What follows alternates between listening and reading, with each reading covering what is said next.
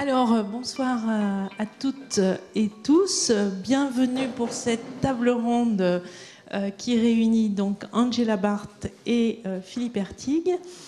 Merci d'être venus et de participer à ce moment d'échange autour de l'Anthropocène. En Anthropocène, quels enjeux didactiques? Alors, je vais commencer par présenter nos intervenants. Alors, Angela Barth, qui est donc professeure d'université à Aix-Marseille, géographe, mais aussi docteur en sciences physiques, spécialiste de la sociologie du curriculum. Elle est auteure de très nombreuses publications. Je vais juste signaler les plus récentes.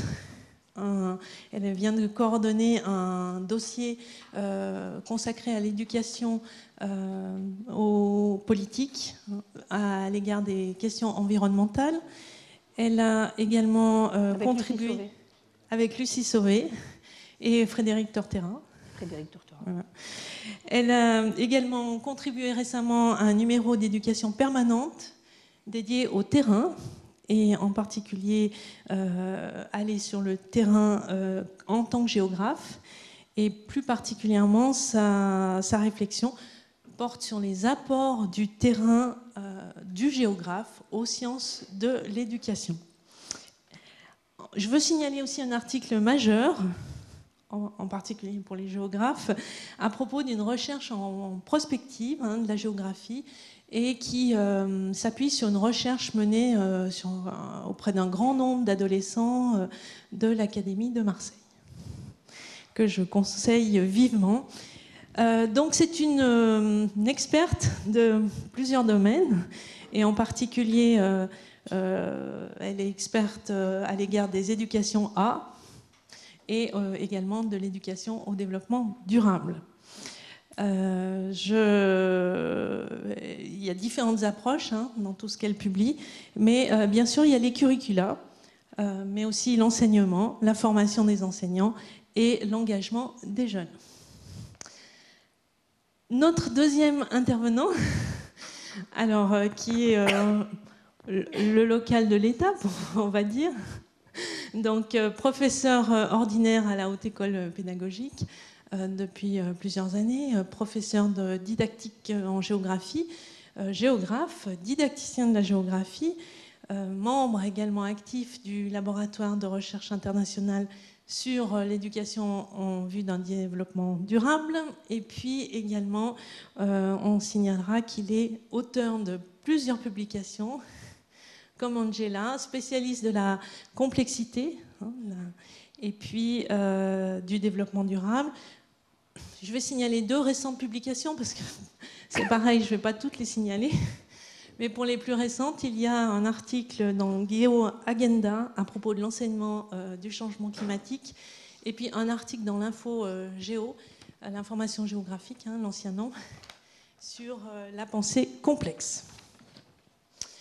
Alors, cette table ronde, et je vais faire très rapidement, elle s'inscrit à la suite de la conférence inaugurale de Michel Lusseau, qui a eu lieu à peu près il y a un mois, dans le cadre d'un séminaire de recherche qui est consacré à l'éducation en Anthropocène. Michel Lusseau, après avoir posé en fait les bases du contexte anthropocène et ses effets rapides pour la vie des habitants de la planète, Michel Lusseau a exploré dans un premier temps, on va dire, en quoi ce contexte invitait à repenser la formation des élèves et des enseignants, avec l'idée de revenir à la créativité notamment, et de troubler, nous a-t-il dit, l'ordonnance des disciplines. Michel Lusseau a ainsi un peu opposé le trouble et l'incertitude aux ordonnancements et aux certitudes intellectuelles. Le changement est global, à toutes les échelles, il est synchrone. Il n'est pas seulement le changement climatique, mais également l'épuisement des ressources, les menaces sur la biodiversité, l'impact sur les sols, les pollutions, les multiples fragilisations du vivant, et surtout ce changement est exponentiel. Trouble majeur de l'Anthropocène qui nous concerne et nous traverse tous, comment en parler aux élèves? comment changer aussi la réponse éducative dans un tel contexte. Ça nous intéresse bien sûr au premier chef à la Haute École pédagogique, puisqu'on forme les maîtres du canton de Vaud. Mais toutes les disciplines sont bien sûr appelées à repenser les relations de l'humain à la Terre.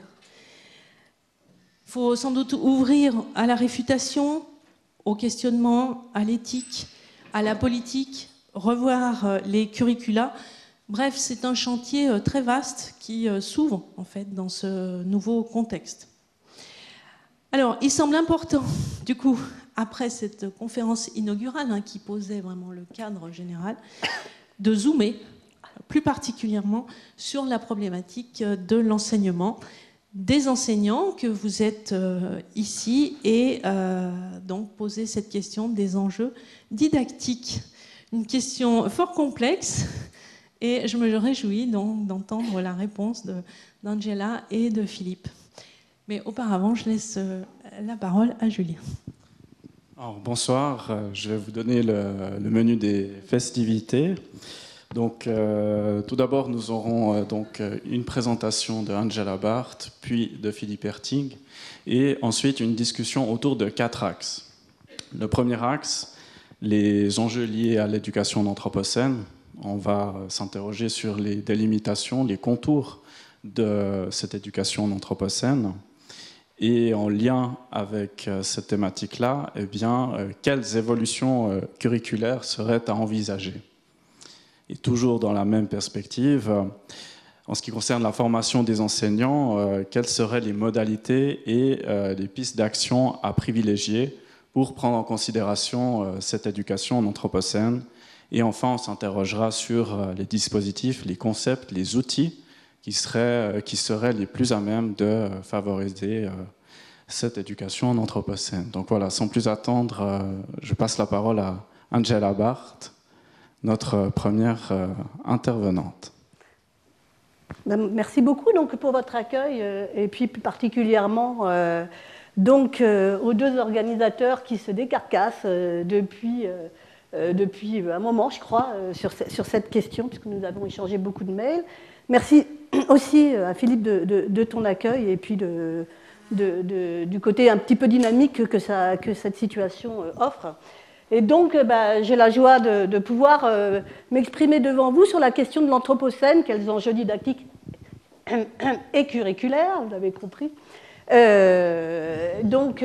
Sur la question de l'anthropocène. Donc, ce que j'ai eu envie de faire, je laisse de côté le mot anthropocène lui-même déjà, parce que M. Lussot l'a un petit peu défini la dernière fois et Philippe va le refaire tout à l'heure. Moi, je voulais me concentrer sur la continuité entre les questions environnementales, les questions de développement et les questions d'anthropocène, et ce que signifie là-dedans, donc une perspective temporelle sur tout ce que ça signifie pour nous, l'anthropocène, et pour l'enseignant, l'éduquer en anthropocène. Alors, le mot entier, c'est éduquer au temps de l'anthropocène.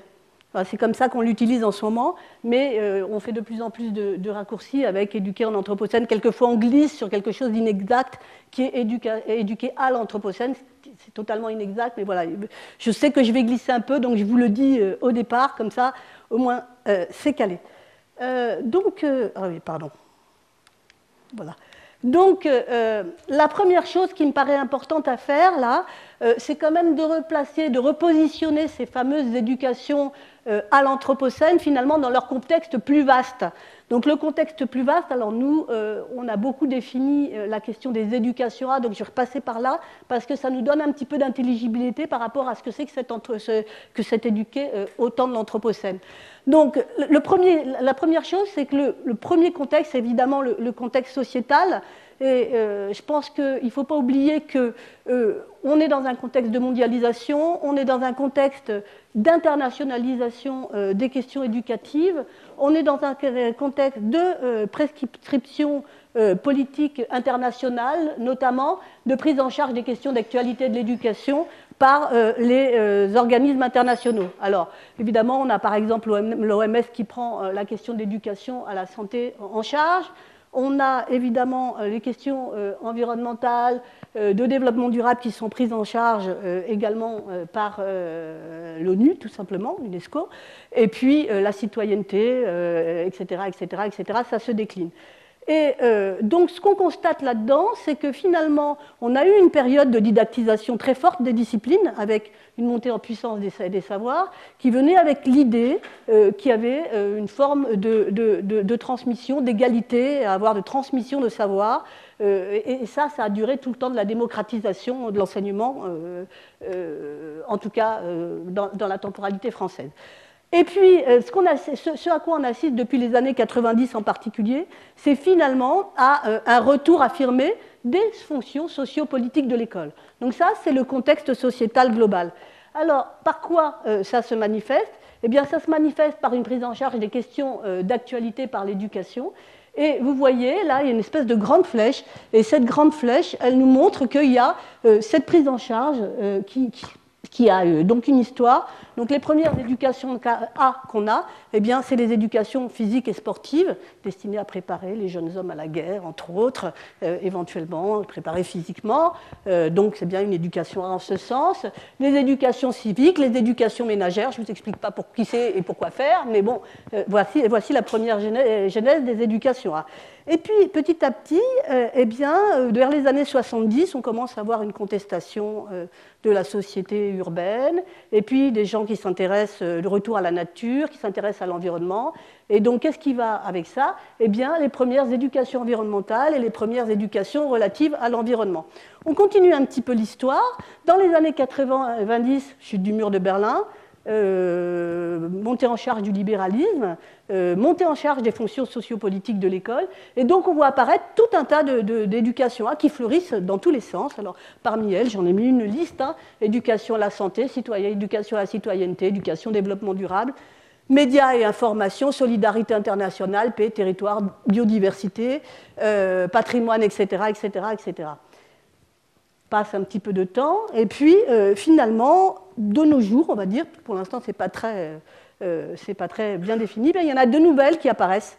Et là je les ai un petit peu listées. On a les éducations au changement climatique, les éducations au temps de l'Anthropocène, les éducations à la transition. Il y a du côté de la santé le même mouvement, par exemple One Health, éducation thérapeutique du patient, etc., etc. Donc voilà, donc on a bien une histoire comme ça de cette éducation A qui a des temporalités qui sont décrites ici. Ce que vous voyez, ce petit tableau ici, c'est le nombre de thèses en éducation A en France. Donc vous voyez là, c'est 1990 et là c'est 2017-2018, donc ça monte quand même en flèche. Donc il y a bien une montée en puissance de ces éducations A. Alors, finalement, ah oui, pardon, c'est une question de réflexe. Quelles sont ces caractéristiques? Eh bien, elles sont thématiques et non disciplinaires. Et ce n'est pas une petite histoire, ça. Parce que la discipline, c'est quand même validé. Il y a une sociologie des sciences, Wink, vous connaissez tout ça très bien. Eh bien, on laisse tomber les disciplines et on fait du thématique. Même fois, c'est pas une mince affaire et je pense qu'il faut faire assez attention avec ça. Comme je l'ai dit, elle traite des questions d'actualité de la société. Et puis, finalement, elles accordent une grande place aux valeurs et aux comportements. Et donc, en conséquence, forcément, eh bien, elles remettent en question le partage entre la fonction d'instruction qui est fondée sur les savoirs et la fonction d'éducation qui est centrée sur les valeurs. Voilà donc les grandes caractéristiques. Forcément, qu'est-ce qu'on a là-dedans, puisque ça traite des questions d'actualité? Eh bien, on a un mode d'émergence qui est totalement politique. Et donc, les éducations ne sont pas neutres, sans que ce soit forcément explicité. Et ça, je préfère les positionner. Donc, ces éducations, elles se positionnent dans le champ politique, elles instruisent de nouveaux rapports au savoir, au monde et à l'autre, et elles se diffusent dans la société, et elles ont des conséquences curriculaires, évidemment, des conséquences didactiques aussi.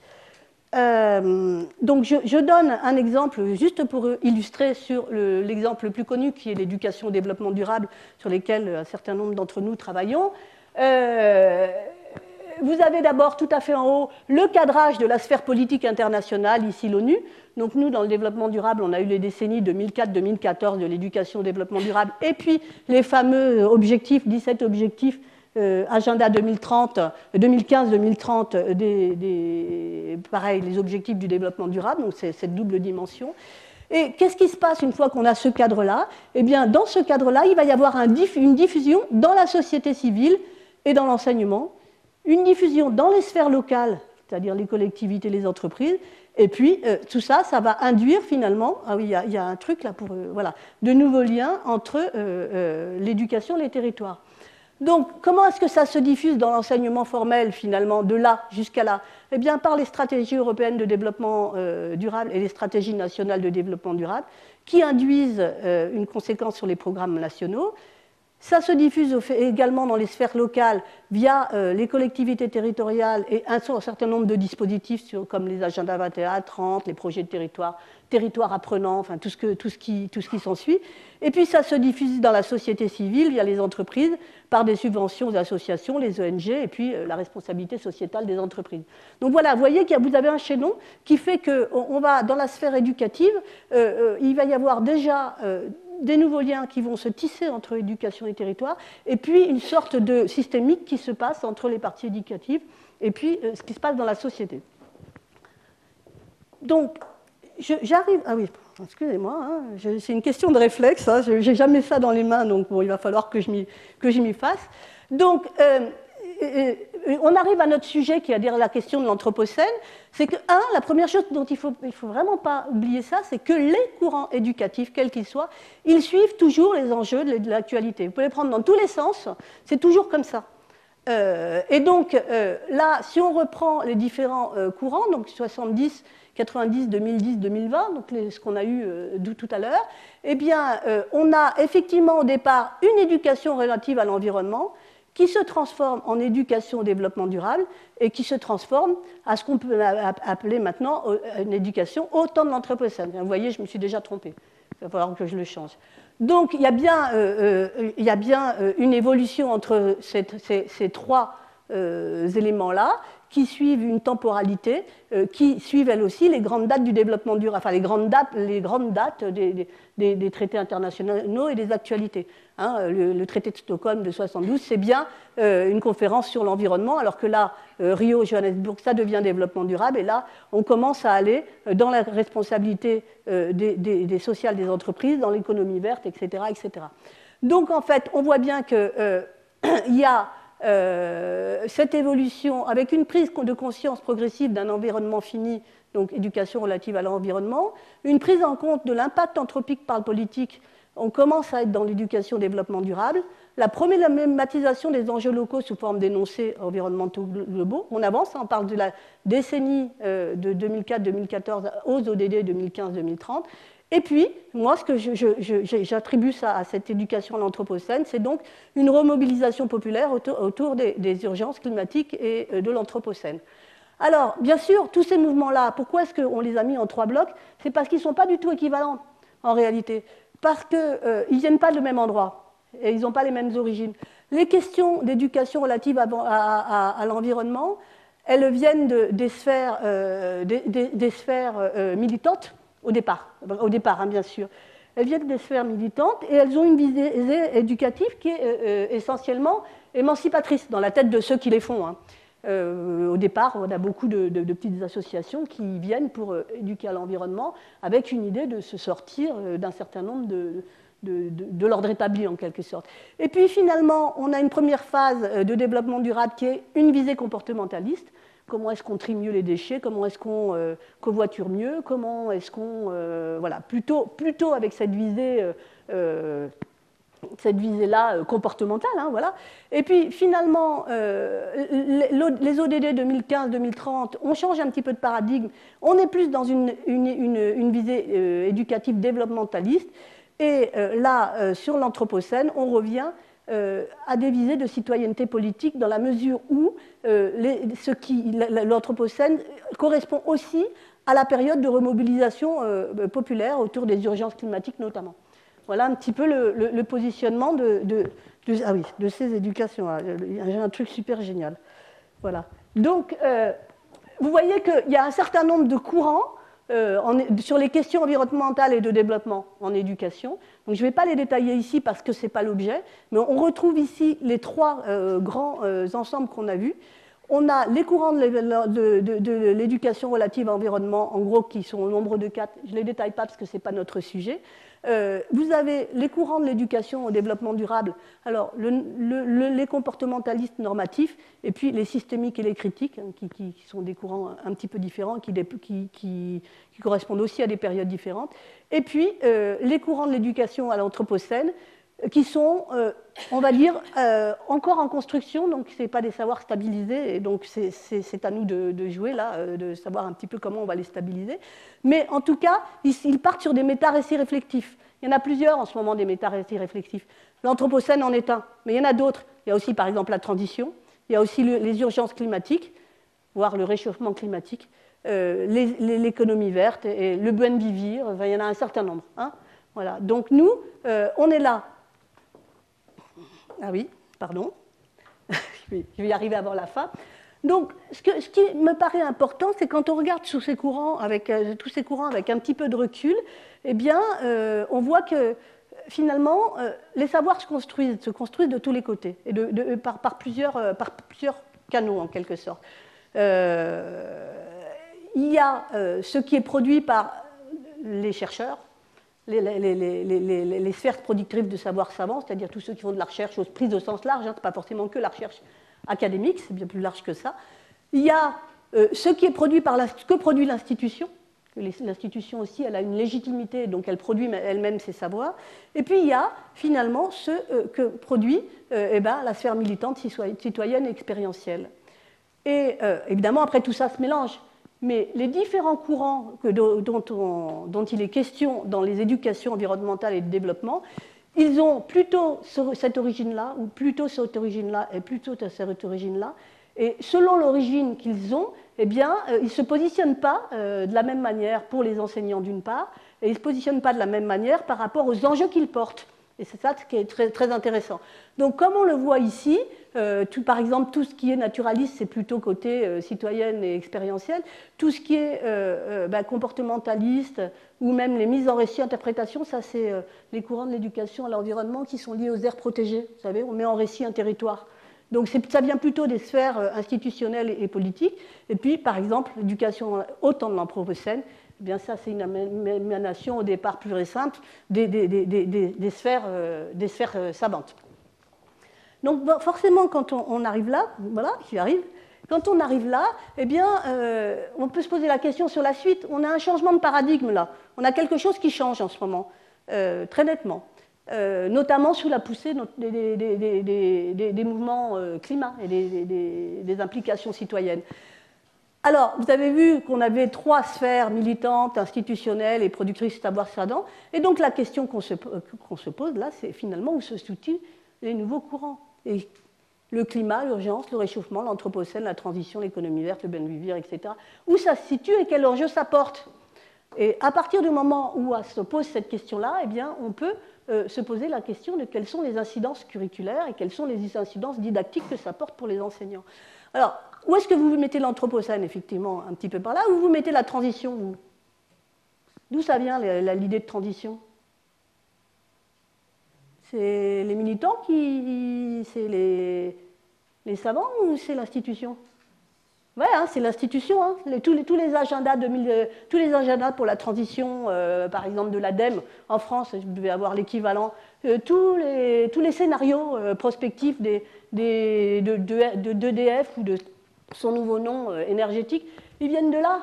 Voilà, donc qu'est-ce que ça veut dire? Si ça vient de là, c'est que ça a des finalités gestionnaires, on va dire. Hein. La question climatique et de réchauffement, elle vient de là, on est d'accord? Greta Thunberg, entre autres, qu'on a eu tout à l'heure. Et donc, du coup, l'idée, c'est quand même l'émancipation, de se sortir de quelque chose. Ce qui n'est pas la même chose que l'idée gestionnaire. Et puis, finalement, l'anthropocène, c'est une façon de réfléchir autrement. Ça vient par là. Et donc, nous, évidemment, ce n'est pas étonnant qu'en tant qu'université et qu'universitaire, on se pose la question de l'éducation à l'anthropocène et pas de la question de l'éducation à la transition. Et en même temps, c'est important de les mettre en perspective. Si je passe, Donc, je résume un petit peu ce que j'ai dit. Donc, on a une évolution des contextes éducatifs, on a une évolution des relations éducation-société, et puis on a des conséquences curriculaires et donc didactiques également. Donc, la question qu'on peut se poser ici, c'est l'éducation au temps de l'Anthropocène. Quelle éducation voulons-nous? Parce qu'il y a un enjeu dans cette éducation dans l'Anthropocène. Si nous, on pose cette question, c'est que les autres propositions ne nous conviennent pas tant que ça. Donc, c'est qu'on défend aussi quelque part quelque chose. Et donc la question c'est quoi? Qu'est-ce qu'on défend exactement? Et quelle éducation voulons-nous? Si la question de la transition ou du développement durable ne nous convient pas tant que ça, il y a une raison. C'est peut-être que nous, en tant qu'éducateurs, formateurs, on n'a pas envie de formater justement. On a peut-être envie d'émanciper. Et donc on se pose la question de la finalité. Donc les questions à se poser, ils sont au moins au nombre de 3, c'est quels objectifs, quels choix pour quelles conséquences sociétales? Quelle finalité et valeur de l'éducation? Quelles réponses méthodologiques pouvons-nous donner à notre échelle? Ce n'est pas des petites questions, hein, c'est juste pour l'instant on les pose. Si on va du côté de l'enseignement, alors je réponds peut-être un peu trop vite à la question que tu voulais poser. Comment mettre en place une démarche éducative appuyée sur des savoirs de référence transversaux et incertains, faisant l'objet de débats socio-scientifiques? Comment défendre un positionnement de ces éducations à visée possiblement émancipatrice face à ceux qui s'autoproclament légitimes pour parler de ces questions, les religions, partis politiques, associations, etc., parce qu'elles sont précisément définies par des valeurs d'engagement? Ce n'est pas une petite question non plus. Et comment redéfinir la place et le rôle de l'enseignant, recruté sur la base de son cursus universitaire qui, lui, est disciplinaire, quand on lui demande de se placer dans une démarche interdisciplinaire et d'agir dans un sens que l'éthique professionnelle lui interdit la plupart du temps, c'est-à-dire d'influencer les comportements. Donc vous voyez, on a quand même beaucoup de problèmes, hein, nous là où on est, à régler. Donc on va essayer à notre échelle de faire bien ce qu'on peut. Alors moi, ce sur quoi je voulais en particulier insister, c'est qu'on se retrouve là dans une situation de rupture épistémologique. Rupture épistémologique, pourquoi? Parce qu'on quitte une forme de modèle cumulatif vertical d'empilement des connaissances ou d'empilement des savoirs, et on laisse aux individus le soin d'en faire finalement ce qu'ils en veulent. Et puis, de cet empilement vertical, on passe à autre chose qui est comment est-ce qu'on pense les changements et comment est-ce qu'on mène une action politique. Ce n'est pas tout à fait la même chose entre empiler des savoirs et puis débrouillez-vous avec, et puis voilà, on pense les changements et on essaye de voir quelles sont les actions, comment est-ce qu'on mène une action politique de prise en charge donc, de ces problèmes de société. Politique au sens de la police, c'est-à-dire la vie de la société, c'est-à-dire l'implication dans la vie de la société, hein, de la cité. D'accord? Alors, tout ça, c'est de penser les changements et mener une action politique, ça renvoie à des grands termes, que j'ai mis dans ces deux cases qui sont les grands termes à la mode, enfin à la mode, ou questions qu'on se pose ou les choses qui reviennent très souvent quand on est dans ce changement de paradigme. Alors, côté penser les changements, eh bien évidemment, on est dans la question de la complexité, donc Morin, Philippe, entre autres. Non, mais c'est pas exhaustif, hein, c'est les personnes qui sont reconnues dans ces trucs-là. Donc, Hertig. La systémique, on retrouve l'incertitude, on en a trouvé un certain nombre ce matin, hein. La globalité locale, repositionnement des temporalités, les risques, Beck bien sûr, les enjeux, la multiréférentialité, notamment d'Ardoino, la reproblématisation, notamment les problématiques floues, pernicieuses, et il y en a une palanquée de Fabre, la question des finalités, la question des normes et des valeurs de Roth, et la question de la prospective. Donc vous voyez, ce qu'on avait ce matin, on le retrouve dans l'idée de cette rupture épistémologique avec penser les changements. Et puis, une fois qu'on a pensé les changements, il y a un deuxième aspect, c'est comment est-ce qu'on mène une action politique. Encore une fois, au sens de la police. Hein, c'est le politique et la politique, ce n'est pas la même chose. Hein. Il faut bien les distinguer. Alors là, comment est-ce qu'on mène une action politique? Il y a tout un tas de termes aussi. On a par exemple les bonnes pratiques comportementales. C'est le passé de l'EDD, ça. Hein, c'est fini. On a évidemment les capabilités d'Amartya Sen. On a la pensée critique de Frère.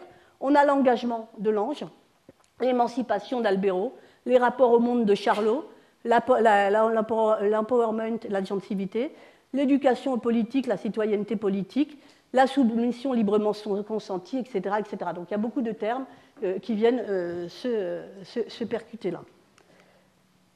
Donc des propositions, puis après j'arrête, des propositions pour une éducation au temps de l'Anthropocène avec une position de géographe plus particulièrement, parce qu'il me semblait important d'arriver quand même à lier ces didactiques malgré tout, une fois qu'on a fait un peu de travail curriculaire, à la question qui nous concerne nous.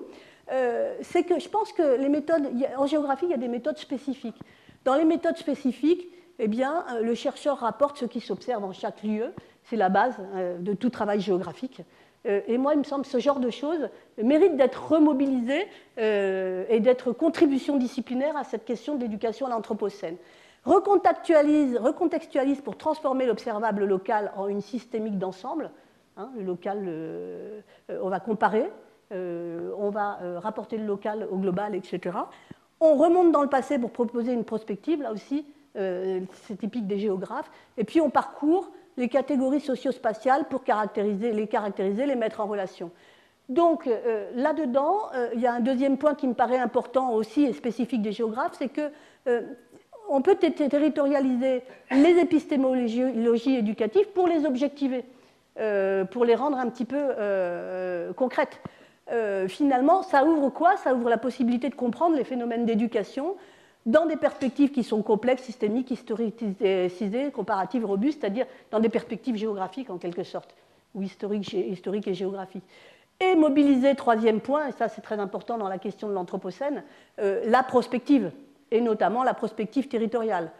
Non seulement ça demande une cohérence au sens de Didier, la cohérence au sens de Didier, qui relève d'un projet politique, donc exemple de projet politique, les voies vertes, les voies bleues, les aires protégées, le territoire apprenant, les écoquartiers, il y en a des tonnes, et puis des démarches qui mobilisent des nouvelles compétences pour l'évolution désirable d'un territoire, comme par exemple imaginer des futurs à un échelon local, voire micro-local, voire même en termes de science-fiction, hein, intégrer des temporalités multiples, appréhender la complexité et l'incertitude. En termes gestionnaires, ce sont des scénarios, hein, on fait des scénarios. Mobiliser des collectifs citoyens, implication, participation, accompagnement. Alors, les mêmes termes, les termes ne sont pas utilisés de la même manière selon si c'est une arrivée institutionnelle ou si c'est une arrivée par les chercheurs, mais nous, on utilise prospective, par exemple, et les gestionnaires scénarios. Bon, ce genre de choses, mais ce n'est pas anecdotique. Donc, et le quatrième point en temps de l'Anthropocène, c'est que finalement, il y a une question de responsabilité humaine.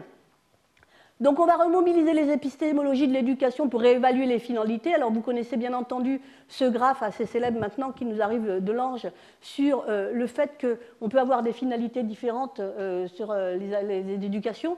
Elles peuvent être amélioratives, on peut améliorer simplement les choses, mais elles peuvent être aussi transformatives. C'est-à-dire qu'on peut vouloir transformer par l'éducation le monde, on ne peut pas simplement vouloir l'atténuer ou améliorer, hein, on peut vouloir le transformer, voilà. Et donc c'est question de finalité. Et puis, deuxième point qui me paraît important, c'est la question de contrer l'impolitisme. Pourquoi contrer l'impolitisme? Alors là, je m'arrête un petit peu, parce que je crois que c'est une des clés de la question de l'éducation au temps de l'Anthropocène, la responsabilité et l'impolitisme, ou la politisation, comme vous voulez. Donc, je m'appuie sur une phrase de Rosan-Vallon hein, qui me paraît quand même bien précise.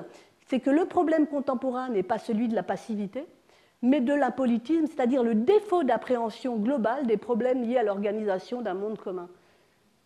Voilà, et c'est ça le nœud. Qu'est-ce qu'on a, de quoi on se retrouve, qu'est-ce qu'on a comme problème en éducation à l'heure actuelle? C'est que c'est les positions couramment rencontrées en éducation formelle. C'est une neutralité en apparence, alors qu'on parle de questions politiques, hein, puisque c'est des questions d'actualité et de prise en charge des enjeux globaux de société. Une affirmation d'un a priori commun unique fait de valeurs surplombantes et a priori non discutables. Or, les valeurs, elles sont toutes discutables. Des positions relativistes, tout se vaut, même les paroles d'élèves, co-construction, etc., il y en a beaucoup. La banalisation, l'indifférenciation des ordres de savoir et de valeurs. Le dogmatisme, à l'inverse, hein, on a ce point-là. Le technicisme non contextualisé, alors ça c'est le grand truc des enseignants. On va demander aux élèves de faire une synthèse par exemple, mais une synthèse c'est pas forcément neutre. Techniquement c'est bien, et c'est important peut-être, mais n'empêche c'est pas forcément neutre. Et puis bien sûr le fameux tri des déchets dont on parle tout le temps. Et puis le comportementalisme moralisateur, ça c'est vieux, hein, mais bon, la peur, la culpabilisation, les boucs émissaires de toutes sortes. Voilà. Donc en fait, l'impolitisme, c'est aussi l'absence d'explicitation des causalités et des problématiques sur les rapports sociaux eux-mêmes, qui eux sont complexes. Et puis l'important, c'est donc ici de reconnaître les enjeux que portent les questions de société au-delà des injonctions politiques ou techniques normatives. Bon, ça va un petit peu vite, mais en même temps, voilà, c'est ma dernière diapo, je crois. Ou ça va? Je ne sais pas où j'en suis sur le temps. Je sais pas. Je dépasse, évidemment. Oui, bon. Alors, je fais des propositions rapides sur une éducation politique au temps de l'Anthropocène. De quoi s'agit-il? Donc, à mon sens, une éducation aux politiques au temps de l'Anthropocène, c'est aussi de définir ce que c'est qu'éduquer aux politiques. Éduquer aux politiques, finalement, c'est rendre accessible la compréhension des enjeux politiques qui se posent à la société. Ce n'est pas plus ça. Et ce n'est surtout pas la politique, ce n'est surtout pas la politique, le politique et la politique. Ce n'est certainement pas l'expression institutionnelle du politique, c'est-à-dire le vote, ni l'éducation à la citoyenneté qui peut considérer l'acte de participation comme surplombant celui des enjeux de politique. Très souvent, on est dans des problématiques d'engagement des jeunes sans qu'on parle d'enjeux politiques. Et ça, c'est un vrai problème, quoi. Parce qu'on ne peut pas parler de citoyenneté sans compréhension des enjeux non plus. Dernière diapo, voilà, j'y vais. C'est une autre proposition, donc j'en ai fait deux, donc j'ai fait celle de l'éducation aux politiques. Là, je fais celle de la citoyenneté politique qui est autre chose. Alors pourquoi c'est autre chose? Parce que cette citoyenneté politique, elle est directement issue de la question des pensées critiques. L'autre non, c'est un petit peu plus généraliste. Des pensées critiques par rapport à la question du libéralisme. Alors, c'est des méthodes, ça aussi, hein. Je ne vais pas les développer ici, mais le libéralisme s'impose aujourd'hui comme logique normative qui enferme des individus dans des procédures et des dispositifs de toutes sortes, et l'éducation tend à y contribuer. Et donc, nous, ce qu'on pense, c'est que l'éducation, et en particulier l'éducation à l'Anthropocène, eh bien, elles peuvent contribuer soit à l'enfermement procédural, on va trier nos déchets, comment on va les trier, soit favoriser l'émancipation citoyenne, comment on va comprendre les enjeux politiques actuels. Finalement, la citoyenneté politique, c'est la prise en charge collective et éclairée des affaires publiques. Il y a des méthodes et des outils vers des élaborations curriculaires que je ne vais pas détailler ici parce que je dépasserai vraiment trop mon temps. Et voilà, et non, et voilà. Et je vous remercie. Voilà. Je n'ai pas suivi le temps. Voilà. Alors on va passer la parole à Philippe. Bonsoir chacune et à chacun. Et merci à Sylvie et Julien de leur invitation. Merci aussi à Angela pour ses propos. Vous verrez qu'on n'a pas abordé les choses exactement de la même manière, même si Angela et moi, on avait au départ les mêmes questions qui nous étaient proposées comme axe de réflexion. Donc, je vais suivre ces 4 questions dans ma brève présentation maintenant, mais pas dans cet ordre. C'est-à-dire que les modalités sur la formation des enseignantes et enseignants, ce sera le dernier point que j'évoquerai, parce qu'il me semble qu'il découle des autres. Alors tout d'abord, l'Anthropocène, vu comme un contexte. Alors, je ne vais pas refaire la conférence de M. Lusseau, ça serait horriblement prétentieux d'abord, et puis pas tellement utile, mais quand même quelques rappels rapides à ce propos-là, sur ce qu'est l'Anthropocène, un terme qui de toute façon n'est pas complètement stabilisé, hein, ça ne relève pas complètement aujourd'hui des savoirs stabilisés. L'Anthropocène est pour certains une nouvelle ère géologique qui se caractérise par le fait que l'impact des activités humaines contribue à déséquilibrer toute une série de grands systèmes naturels sur la planète Terre. Ça se traduit notamment par ce modèle célèbre maintenant, qui est celui des limites planétaires définies par Stephen, Rockström, etc., au tournant des années 2000 et dans le courant des années 2000 à 2010. Une des manifestations de l'Anthropocène aujourd'hui, c'est la rapidité du réchauffement climatique global actuel, avec les informations qui nous ont été diffusées récemment par le 6e rapport du GIEC, hein, l'été dernier, le rapport sur l'état des connaissances scientifiques, qui montre très très clairement la vitesse des transformations tout à fait inédite dans l'histoire de la Terre et les conséquences de ces problèmes sur les écosystèmes, sur la vie sur Terre notamment.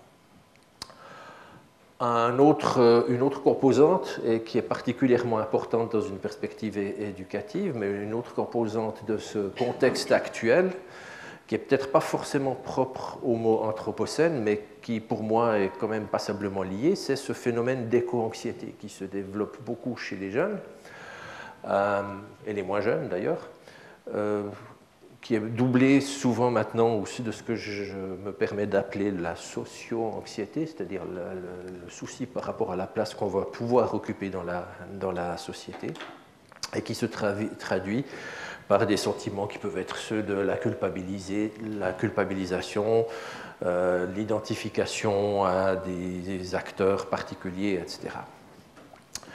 La capacité ou l'incapacité à se projeter dans le futur, et puis des démarches de récupération politique, de manipulation avec les fake news, j'y reviendrai brièvement. L'anthropocène, ce n'est pas seulement ça, c'est aussi le changement, la rupture de la biodiversité, c'est la perturbation de grands cycles biogéochimiques, le cycle de l'azote, le cycle du phosphore, etc. Mais c'est aussi, tu l'as évoqué brièvement tout à l'heure, c'est aussi un contexte dans lequel on voit un creusement gravissime des inégalités socio-économiques. Je vous recommande ce site, World Inequality Database, c'est parfaitement édifiant, les documents qu'on peut y trouver et la manière dont on peut les représenter cartographiquement ou graphiquement. C'est aussi un contexte avec des menaces sur la démocratie et sur les valeurs sociétales qui sous-tendent l'idée de démocratie à travers la montée des populismes, les attaques systématiques contre les médias de service public. C'est absolument flagrant en ce moment dans notre pays, c'est flagrant dans beaucoup de pays, c'est hyper flagrant en Grande-Bretagne par exemple ou aux États-Unis. Les enjeux sur la maîtrise de la science des données, on a parlé tout à l'heure dans l'atelier de la question des données sur lesquelles on travaille, mais c'est qui maîtrise les données, c'est qui les diffuse, hein? Est-ce que c'est normal que ce soit que quelques grands acteurs qui aient la prise sur ce genre de choses? Et puis évidemment toute cette thématique des fake news que vous connaissez bien les unes et les autres. Donc l'anthropocène, ce n'est pas seulement un bouleversement du système Terre dans une perspective qui est celle de l'environnement et du contexte physique de la planète Terre, c'est aussi un bouleversement social. Et à cet égard, le modèle du donut de Kate Raworth en rend fort bien compte. Je ne vais pas le développer ici, ça a déjà été évoqué par M. Lusseau et vous connaissez pour la plupart d'entre vous ceci très bien. Ce contexte-là implique aussi une réflexion sur les changements. Tu as évoqué la notion du changement et ce pourquoi il faut disposer de quelques références en termes de changement. Quel modèle? Et on sait qu'aujourd'hui, face à certaines formes d'urgence, et notamment l'urgence climatique, le seul type de changement qui peut permettre d'aller dans une direction qui va nous permettre de survivre, c'est le changement réellement transformatif, selon la typologie de Sterling. Et donc, dans ce contexte-là, quel rôle peut jouer l'école dans le contexte scolaire? Déjà, doit-elle jouer un rôle? A priori, l'école étant le reflet du fonctionnement de la société, l'école est traversée de différents champs de tension. Je reprends ici un schéma que notre collègue genevois Pierre Varchet a utilisé l'année passée dans le cycle de conférences sur la durabilité, l'éducation à la durabilité et les implications pour l'école, où il montrait ce champ de tension entre une vision de l'école qui serait une école qui vise l'employabilité, la compétitivité, une école qui favorise l'émancipation individuelle, une forme d'élitisme peut-être aussi, ou une école qui reste accrochée sur une vision traditionnelle de la transmission du savoir, ou enfin une école qui serait une école qui vise une émancipation collective. Et donc ça nous amène à la deuxième question. Quelle évolution est-elle souhaitable pour les curriculums? Et ce qui est proposé là, alors c'est des très grandes lignes, ça ira moins dans les détails que ce que Angela vient de faire, même si on ne s'est pas vraiment concerté avant de parler, mais elle est nettement plus spécialiste que moi de la question de l'évolution des curriculums. Mais en admettant que l'école doit contribuer au processus de transformation de la société, il faut effectivement faire évoluer les curriculums. Il faut les penser dans une perspective qui soit progressive, cumulative, différenciée, interdisciplinaire. Ça, c'est un premier enjeu, notamment celui de l'interdisciplinarité, et puis celui de la cumulativité, c'est-à-dire pas l'empilement des savoirs, mais derrière cette idée-là, il y a le principe d'une approche spiralaire, où on s'appuie sur des savoirs qu'on construit à un certain stade de la démarche et qu'on reprend, qu'on approfondit au fur et à mesure. Des curriculums qui laissent une place réelle aux pédagogies émancipatrices et transformatrices. Aux pédagogies donc qui vont favoriser les situations dans lesquelles l'élève peut s'approprier progressivement des outils de pensée autonome, pensée critique, etc. Et qui laissent une place réelle à des approches thématiques qui permettent de faire des liens à l'actualité et des liens à l'actualité des jeunes. Des curriculums qui laissent des espaces effectifs à des démarches qui soient réellement inter- ou transdisciplinaires, donc qui intègrent des étapes dans lesquelles les élèves sont confrontés à des dilemmes, sont confrontés à l'incertitude, élaborent des scénarios, sont amenés à faire des choix raisonnés, à expliciter leurs valeurs. Donc, des démarches qui permettent de travailler dans une perspective d'éducation au politique, qui reprend un peu ce que tu évoquais tout à l'heure. Et puis, là, je place mon dada habituel, et je le mets même en rouge. Ça suppose qu'on modifie complètement la conception qu'on a de l'évaluation. On ne peut pas aller dans cette direction dans des curriculums qui sont pensés pour travailler dans une perspective transformatrice, transdisciplinaire, où les élèves peuvent essayer, construire progressivement, avec la philosophie qu'on a actuellement qui guide l'évaluation dans la majorité des systèmes scolaires institutionnels actuels. Voilà. Transition, puisqu'on parle de transition, certains d'entre vous connaissent déjà cette image. C'est une photo qui est prise par un jour de grand beau temps, comme vous le voyez, au Canada, sauf que l'atmosphère était quelque peu brouillée par les fumées des incendies de forêt qui faisaient rage dans la province de Colombie-Britannique en été 2018. Et j'imagine que l'année dernière, c'était encore bien pire que ça. Voilà. Quels sont, dans ce contexte, dessinés à grands traits rapidement, les enjeux d'apprentissage clés pour les élèves?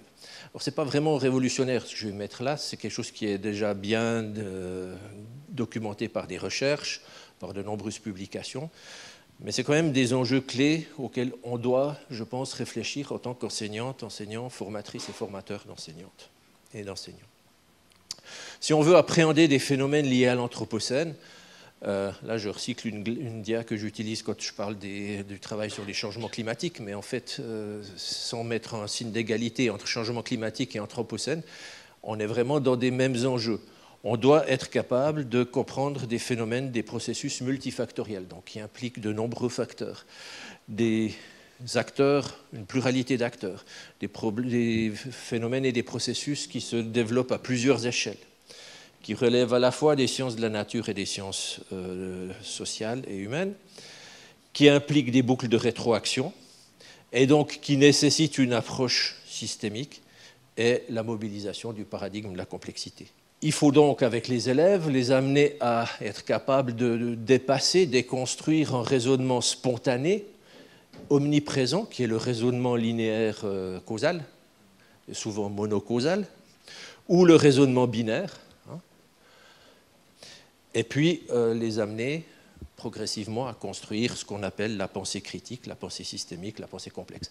Bon, ce sont des finalités, hein, on est bien d'accord, ça ne s'obtient pas en claquant des doigts comme ça.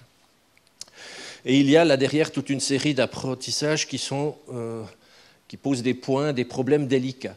La question de la temporalité des phénomènes. Dans notre atelier tout à l'heure, on n'a pas simplement discuté de ces enjeux de temporalité, c'est vraiment une question tout à fait fondamentale.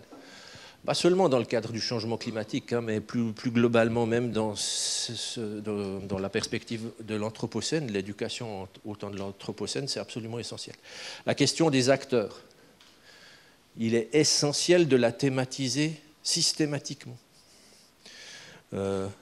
La compréhension de phénomènes et de processus complexes.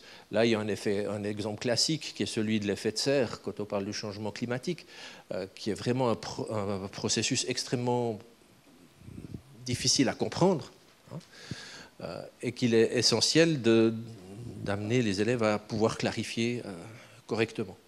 La notion de rétroaction, qui est vraiment un obstacle très très souvent, notamment lorsqu'on mentionne la notion de rétroaction positive et que les élèves ne comprennent pas pourquoi, par exemple, quand on évoque la fonte du pergélisol, donc le pergélisol diminue, ça est un phénomène qui intervient dans une boucle de rétroaction positive.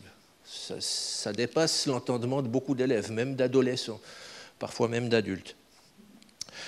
La question du paradigme de la complexité, je l'ai déjà évoqué tout à l'heure, et puis la nécessité d'aider les élèves à être capables de développer leur propre point de vue, mais ça pose des questions ici de posture de l'enseignante et de l'enseignant sur lesquelles je reviendrai brièvement. Apprendre aux élèves à distinguer fait et savoir, opinion, fait, savoir, valeur, croyance et savoir. On n'est pas du tout sur les mêmes niveaux de discours. Et pourtant, parfois, ils sont bien confondus. Hein. On entend parfois même « toutes les opinions se valent ». Oui, peut-être toutes les opinions se valent, mais les opinions ne sont pas forcément appuyées sur des faits scientifiques ou ne relèvent pas forcément du savoir scientifique ou ne sont pas forcément conformes, entre guillemets, à des valeurs qui ont cours dans une société. Je termine en brossant encore à grands traits quelques grands enjeux en termes de formation des enseignantes et des enseignants. Vous avez vu les enjeux d'apprentissage. On est sur des défis assez conséquents, hein, au niveau didactique et au niveau pédagogique. Donc en termes d'enjeux de formation des enseignants, je pose quelque chose qui me frappe depuis très très longtemps. Tous les enseignants, toutes les enseignantes devraient avoir une formation à l'épistémologie des sciences. Et pourtant, c'est un grand vide dans la plupart des cursus universitaires. Ma fille a fini un master en physique l'été dernier. Elle a eu 0 minute d'épistémologie des sciences à l'EPFL, là-bas, pas très loin de chez nous. 0 minute, strictement 0 minute. Ça me paraît assez incroyable.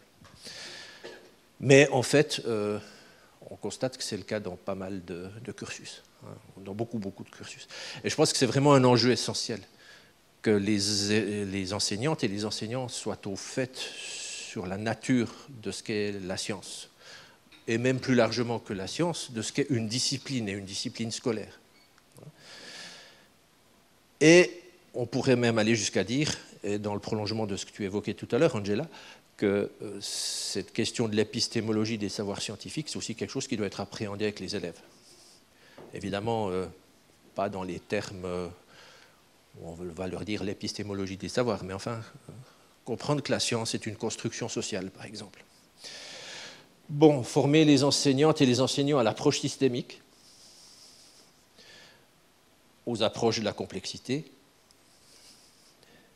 à une réflexion politique sur les changements nécessaires, sur le rôle de l'école et sur les postures enseignantes que cela suppose,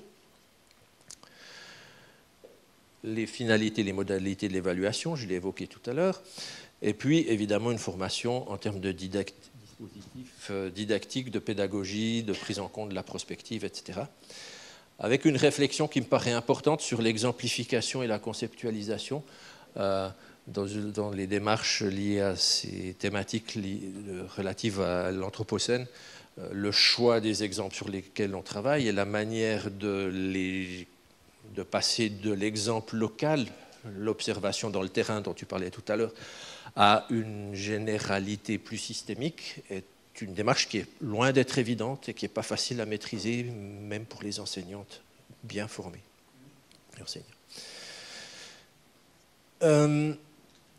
Etc. Les 3 petits points en bas à droite de la dia. Enjeu de formation particulier, point de vigilance didactique, pour encore mettre une fois le mot didactique dans cette brève présentation, et après j'arrêterai. Dans la construction de séquences ou de dispositifs didactiques, des points de vigilance particuliers sur les moments, les phases, les dispositifs qui favorisent la problématisation ou la reproblématisation, sur la manière de gérer, de modérer les interactions tout au long d'une démarche d'investigation, d'une démarche de recherche, sur les moments de conceptualisation et les moments d'institutionnalisation. Alors, celles et ceux qui ont eu l'occasion de suivre des séminaires ou des cours dans l'URSHS, vous savez qu'on insiste pas mal sur ces points-là. Pour les autres, je pense que c'est vraiment tout à fait des enjeux clés. Voilà pour ce petit apport aux discussions que nous allons maintenant avoir ensemble.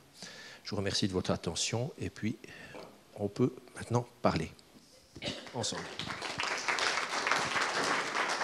Bien, alors bon, l'idée c'était pas tout de suite d'enchaîner sur les questions, mais finalement, chemin faisant, je me dis qu'il y en a peut-être.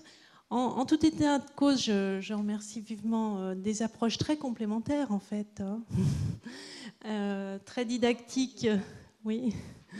Très didactique du côté de Philippe, hein, et puis une approche historique aussi de l'évolution de ces questions environnementales dans la société. Alors, on avait envie aussi de vous poser deux questions introspectives, en fait. Introspectives sur finalement, en tant qu'enseignant, que ce soit dans le supérieur ou dans le secondaire, en tant qu'enseignant, finalement, comment vous avez vécu le changement de ces préoccupations au niveau des questions environnementales?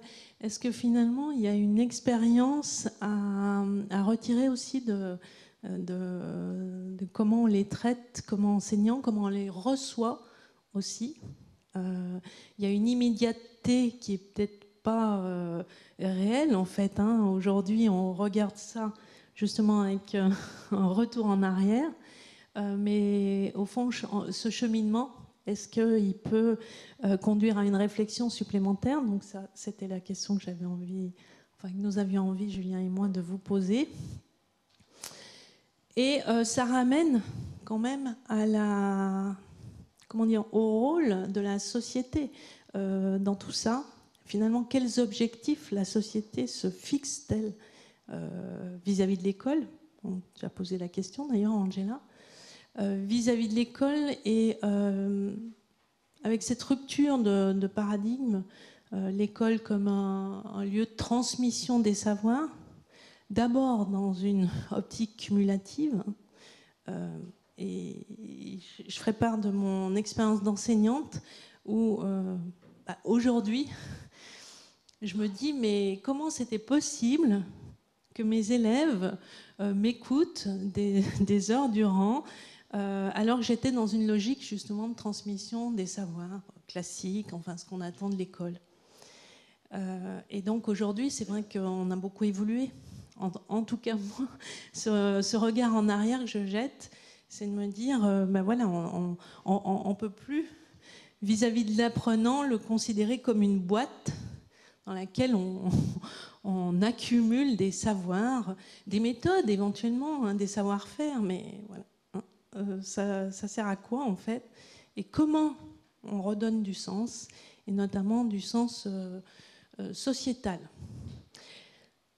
Et donc la société, elle est évidemment la première interpellée. Tu l'as bien montré, Angela. Mais finalement, en tant qu'acteurs sociaux et aussi enseignants, je trouvais intéressant que vous témoigniez au fond voilà, en tant qu'enseignant de ces évolutions. L'expérience vécue, enfin je ne vais pas vous raconter ma vie, ce n'est pas ça qui est intéressant ici, mais effectivement pour avoir notamment pratiqué l'alpinisme il y a quelques années, me balader régulièrement en montagne, c'est évident qu'on voit de nos propres yeux une évolution extrêmement rapide de certaines caractéristiques des paysages alpins par exemple. Donc ça, si besoin était, c'est déjà une manière de percevoir certains de ces effets. Mais plus généralement, dans une posture d'enseignant ou d'enseignante que j'ai été, comme enseignant de géographie, en fait, on a toujours été confronté à des thématiques, l'accès aux ressources, ou la gestion de ces ressources, les inégalités. Quand j'ai commencé à enseigner au milieu des années 80, une des grandes thématiques, c'était les relations nord-sud. Qu'on travaillait en géo. C'est une thématique qui est plus vraiment appréhendée sous cette forme-là aujourd'hui. Mais bon, on était déjà dans ces relations nord-sud, locales, globales, etc. Même si ces mots-là et le mot durabilité n'existaient pas encore dans les années 80. Et puis on a évidemment très vite travaillé aussi, de tout temps travaillé sur des questions d'impact environnemental, par exemple, des activités humaines. Ce qui a très vite nécessité une réflexion sur l'approche systémique et ce qu'elle peut apporter, et puis la manière de la travailler à l'école. En fait, pratiquement depuis ma première année d'enseignement, c'était une préoccupation que j'ai eue. Et puis, pour répondre à la question plus spécifique en lien avec l'Anthropocène ou la question d'Anthropocène, à travers les liens réguliers que j'ai toujours eus avec l'Institut de géographie de l'université, qui est devenu au tournant des années 2000 ensuite l'Institut de géographie et durabilité, on a très vite été au contact de la littérature scientifique telle que le célèbre article de Crutzen par exemple. Et puis dernière chose, l'accompagnement de la thèse de Daniel Curnier entre 2012 et 2017, qui a travaillé sur le rôle de l'école dans la transition écologique, est évidemment un moment, une démarche dans ma carrière professionnelle dans laquelle j'ai été confronté en permanence à ces questions-là aux côtés de Daniel. Voilà. Et puis l'évolution donc depuis le début de ma carrière, depuis que j'ai fait mon stage d'enseignant secondaire, c'est une évolution qui correspond très bien au schéma que tu as montré tout à l'heure, avec tout d'abord des approches qui étaient plus centrées sur l'éducation et l'environnement, et puis cette ouverture progressive sur les autres éducations, notamment l'éducation média, et puis ensuite au développement durable, à la durabilité, etc. Voilà. Quant au rôle de la société, oui, je crois que je l'ai thématisé un peu tout à l'heure, sur le fait que la société, c'est un peu facile comme acteur, c'est un peu trop générique, mais assigne des fonctions, des finalités à l'école. Ce sont des finalités qui ne sont jamais neutres. C'est pas possible de dire que l'école est neutre puisqu'elle est le reflet d'un système social, la production d'un système social. Donc, de ce point de vue-là, c'est quelque chose qu'il faut être capable, de thématiser et d'expliciter. Voilà, en termes de système de valeurs. Moi, pour la question du vécu, moi, je pense que je crois qu'on peut caractériser la période actuelle comme une période un petit peu porteuse d'espoir, me semble-t-il. Parce que moi, il me semble qu'on a vécu quand même, disons de 90 à maintenant, ça fait un paquet d'années quand même. Et puis moi, je suis née avec cette période-là, dans l'enseignement, on va dire, dans une situation relativement bloquée, où on n'avait pas beaucoup de choix, où on nous disait, dites aux élèves comment il faut trier leurs déchets, dites aux élèves comment il faut faire ça, avec lequel je me sentais quand même très mal à l'aise.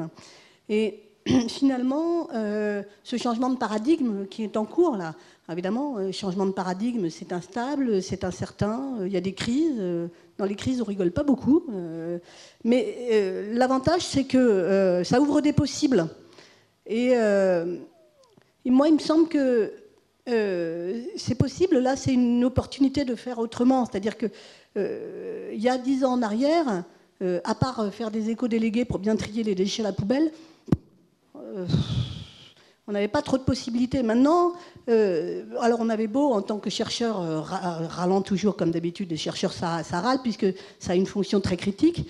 Alors évidemment, on parlait de la complexité, de la systémique, tout ce qu'on veut, mais en fait, on n'avait aucune possibilité d'aller parler de la complexité de la systémique quand on doit expliquer aux élèves comment trier les déchets. Enfin, c'est quand même pas facile, quoi, même si on voit bien ce qu'on peut faire.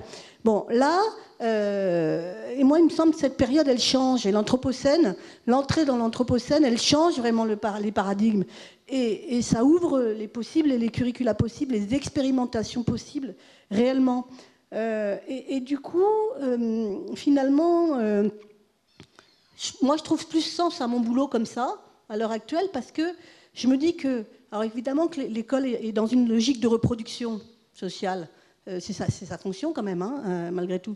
Mais la capacité, la marge de manœuvre qu'on a en tant qu'enseignant, elle s'agrandit en ce moment. Il me semble qu'on est plus dans la possibilité de poser comme un fait la question de l'égalité sociale versus la reproduction sociale. On est plus en mesure, avec la justice sociale, la responsabilité sociale, de la question de l'Anthropocène, d'identifier des situations de domination, des situations de pouvoir, et donc de les identifier comme telles, et donc de transformer l'enseignement en conscience. Parce que mine de rien, on a quand même une marge de liberté en tant qu'enseignant. La question du curriculum quotidien, elle est réelle. C'est-à-dire qu'au-delà des injonctions, on a plus de marge que ce qu'on croit. Seulement, cette liberté, on ne se l'autorise pas forcément, ou le contexte ne le permet pas, j'en sais rien. Et moi, je pense que là, et depuis 4, 5, 6 ans, on arrive à... Ce changement de paradigme nous permet quelque chose qui est nettement plus intéressant. Alors, nous, en tant que chercheurs, en termes de réflexion, et nous, en tant qu'enseignants, en termes de solutions qu'on trouve pour changer le sens même de notre métier et de ce qu'on y fait, au-delà de la reproduction sociale. Voilà un petit peu, en termes de vécu, ce que ça me dit. Alors après, en tant qu'enseignante dans le supérieur, je travaille plutôt à former des professionnels dans le domaine de l'aménagement du territoire. Je ne travaille pas dans la formation des enseignants, bien que, en tant que prof en sciences de l'éducation, je sois souvent sollicitée par les INSPE et toute la formation des enseignants, évidemment. Mais je travaille avant tout dans des formations professionnelles. Et finalement, très concrètement, j'étais sur des dispositifs techniques, beaucoup de dispositifs techniques. Il fallait que je dise aux étudiants comment il fallait qu'ils fassent ci, comment il fallait qu'ils fassent ça, comment gérer ci. C'est très chiant, quoi. C'est vraiment très chiant. Enfin, excusez-moi, je suis familière, mais c'est vraiment... Et là, j'ai une possibilité, au-delà des dispositifs, d'amener une dimension réflexive réelle. Après tout, oui, les dispositifs, mais pourquoi cela et pas d'autres? Et pourquoi ce scénario et pas d'autres? Et pourquoi la transition plutôt que l'Anthropocène? Et pourquoi le climat? Et pourquoi le développement durable? Et pourquoi...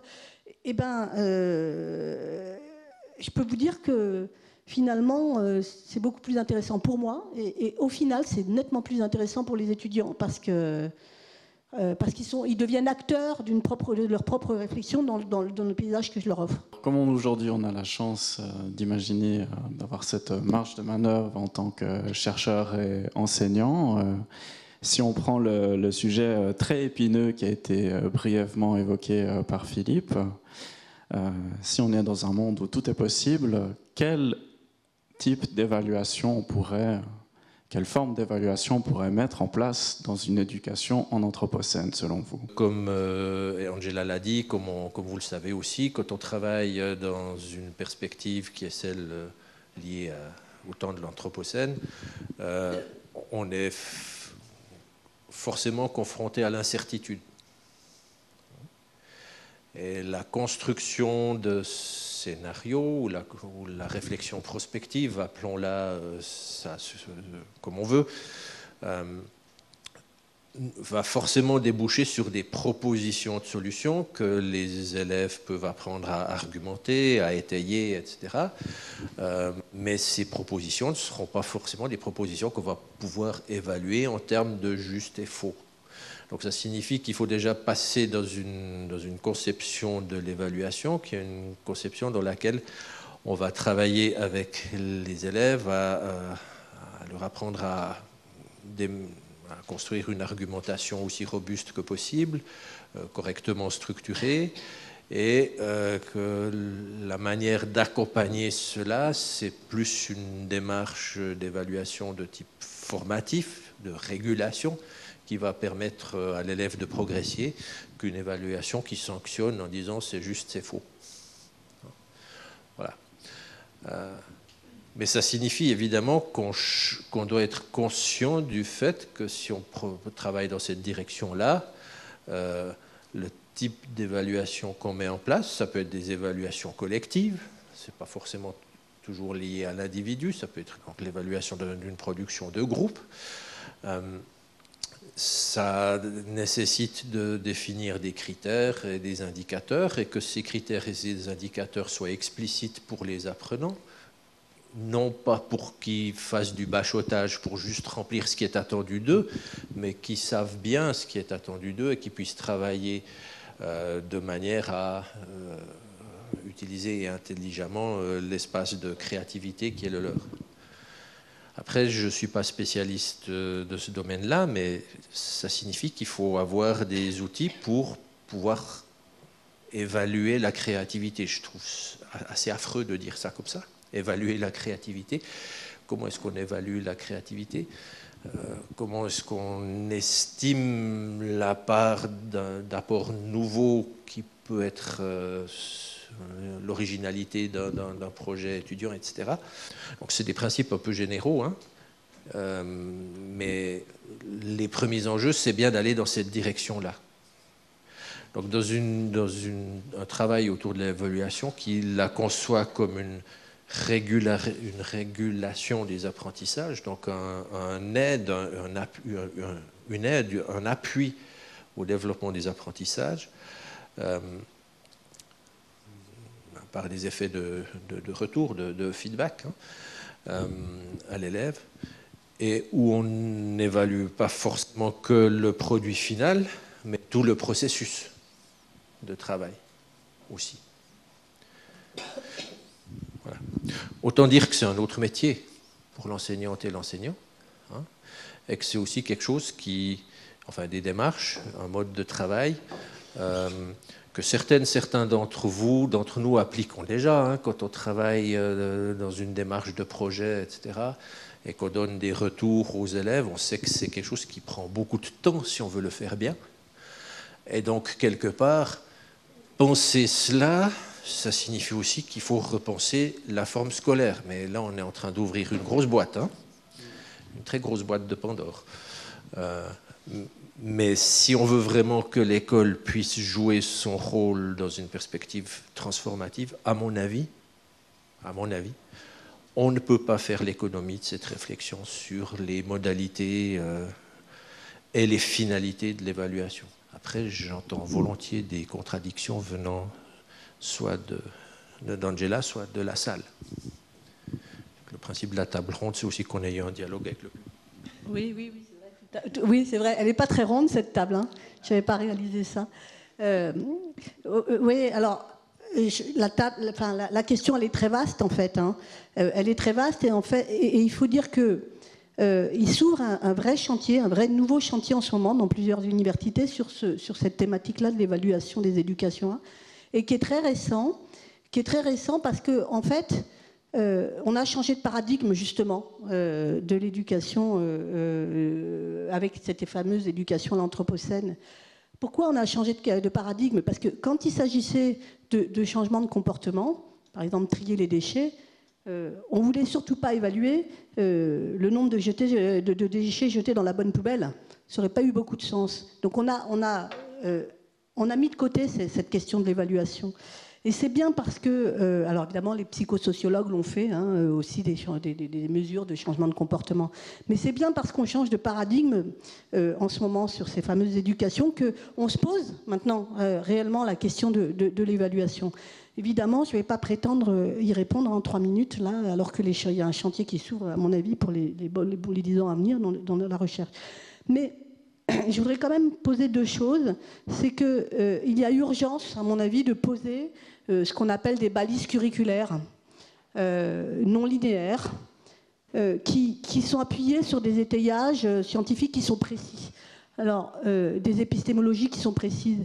C'est parce qu'on va avoir des valeurs et des finalités bien spécifiques et qu'on va défendre telle et telle posture qu'on va pouvoir évaluer. C'est-à-dire qu'il existe, par exemple, des balises curriculaires pour évaluer ce que peut être une prospective territoriale dans la classe de géographie, dans le secondaire. Il existe des balises curriculaires d'éducation politique, par exemple.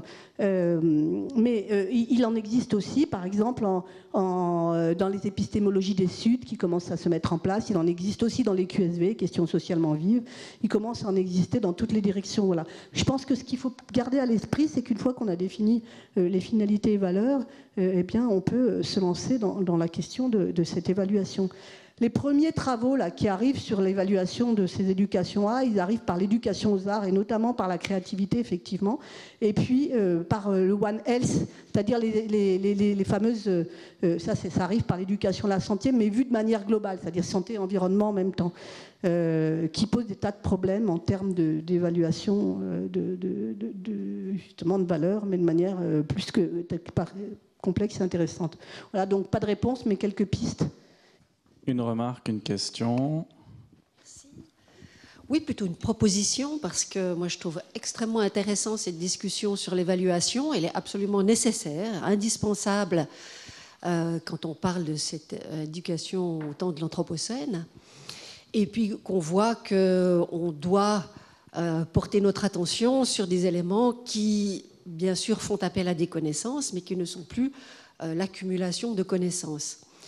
Et il y a différents types d'évaluation. Les gens pourraient se dire qu'il n'y a plus d'évaluation, hein, c'est ce qui se passe, enfin plus de notes, comme ça se fait par exemple en Finlande, où il y a beaucoup d'évaluations, mais plus de notes données. Mais on peut se dire aussi que cette évaluation, elle peut passer aussi par l'auto-évaluation, c'est-à-dire vraiment donner un accent à la métacognition développée par les élèves, et complétée par une co-évaluation, c'est-à-dire des observations faites par l'enseignant, et où on va pouvoir confronter l'auto-évaluation et l'évaluation de l'enseignant. C'est une recherche qui se fait actuellement. Il y a d'ailleurs Kevin qui fait partie de la recherche et qui pourrait parler mieux que moi de ce qui se passe dans sa classe. Mais voilà, c'est une piste où on a alors évidemment comme indicateur, on a des indicateurs liés à des compétences transversales qui sont totalement adisciplinaires ou transdisciplinaires. Mais on peut aussi avoir des évaluations qui portent plus sur l'utilisation d'outils. Je pense par exemple à l'utilisation d'outils en géographie. Typique, quand on fait une recherche sur quelle est la capitale de ou le continent de, si on demande juste à l'élève de ressortir le nom de la capitale ou du continent, ce n'est pas intéressant. Par contre, si on demande à l'élève de faire le même travail en utilisant les outils et qu'on regarde l'évolution de l'utilisation de ces outils, c'est déjà extrêmement différent. Et je pense que là, eh bien, on est aussi dans ce que Philippe proposait, c'est-à-dire une spirale où on regarde l'évolution de l'élève dans l'utilisation de ces outils, qui peuvent être des outils disciplinaires, mais qui peuvent être aussi des outils de pensée, des outils pour utiliser la complexité, qui sont, par exemple, des outils pour comprendre l'approche systémique, en faire une, etc., etc. Donc il y a des idées aussi de modalités de l'évaluation qui peuvent être pensées et qui devraient être pensées pour aller vers une éducation qui s'éloigne clairement de tout ce qui se fait actuellement. Merci. Ça m'intéresse particulièrement parce que moi, je viens plutôt du domaine des arts. Donc, effectivement, créativité, on en a encore parlé ce matin avec des étudiants dans la réflexion sur les mémoires de bachelor. Mais tout ça pour dire oui, tout à fait d'accord avec l'idée des finalités, de se mettre au point, au clair sur des points précis, des balises. Mais alors, il y a des contradictions que j'entends et je pense qu'il y aura des trucs à préciser. C'est quoi les points qui restent stables? Puisqu'il y a des choses, on a dit à certains moments, il n'y a pas de juste et de faux, puis après on dit, mais il y a quand même des choses qui doivent rester stables. Donc ça, je pense que c'est typiquement le genre de questions qui vont être importantes à poser, parce qu'effectivement, dans la créativité, il y a de la divergence, mais il y a de la convergence, il y a l'idée de pouvoir être quand même dans un contexte qui a été défini. Est-ce que ce seraient les valeurs? Justement aussi, ça, ce serait peut-être à clarifier jusqu'où on va sur les valeurs. Enfin, il y a quelques terrains un peu glissants, là, je trouve, où il y a des choses qui sont intéressantes à développer. Je ne sais pas si vous voulez répondre. Je ne peux pas répondre, c'est une vraie question de recherche importante, mais moi je crois que quand on est appuyé sur une épistémologie précise, on sait comment on a envie d'évaluer.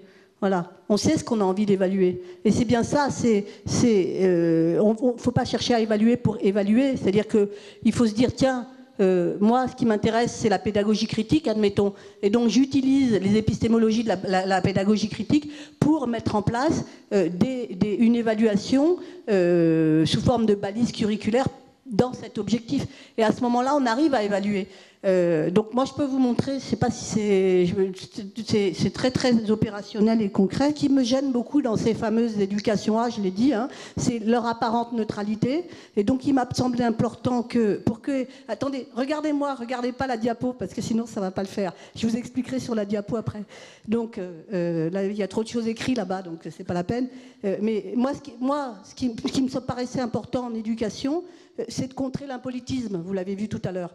Et donc, qu'est-ce que je me suis dit? Je me suis dit, je vais développer une épistémologie d'éducation politique, parce que ça me paraissait important en termes de finalité et de valeur, en quelque sorte.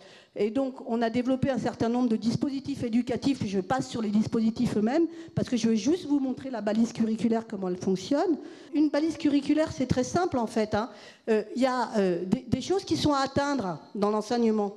C'est là. Alors je vais vous le lire parce que vous ne pouvez pas le lire.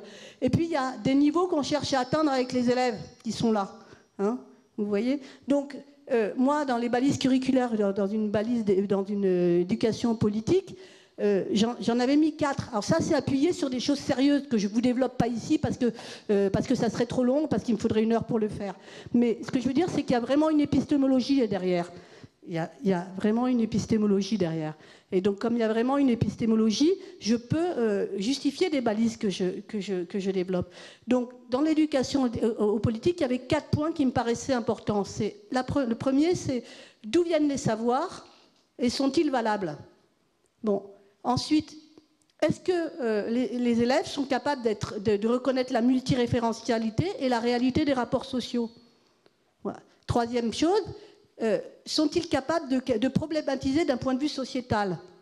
Et quatrième point, est-ce qu'ils peuvent décoder les rapports de pouvoir et d'injustice dans un monde, dans un problème? Donc ces 4 points, bon, je ne les détaille pas, mais ils sont issus d'une épistémologie. Il peut y avoir un tas de gens qui ont d'autres épistémologies et qui proposent donc d'autres évaluations. Bon, là, je le mets en niveau. Donc vous voyez que pour le premier point, par exemple, la capacité à reconnaître, la deuxième, la capacité à reconnaître la multiréférentialité, la réalité des rapports sociaux, j'ai 4 niveaux.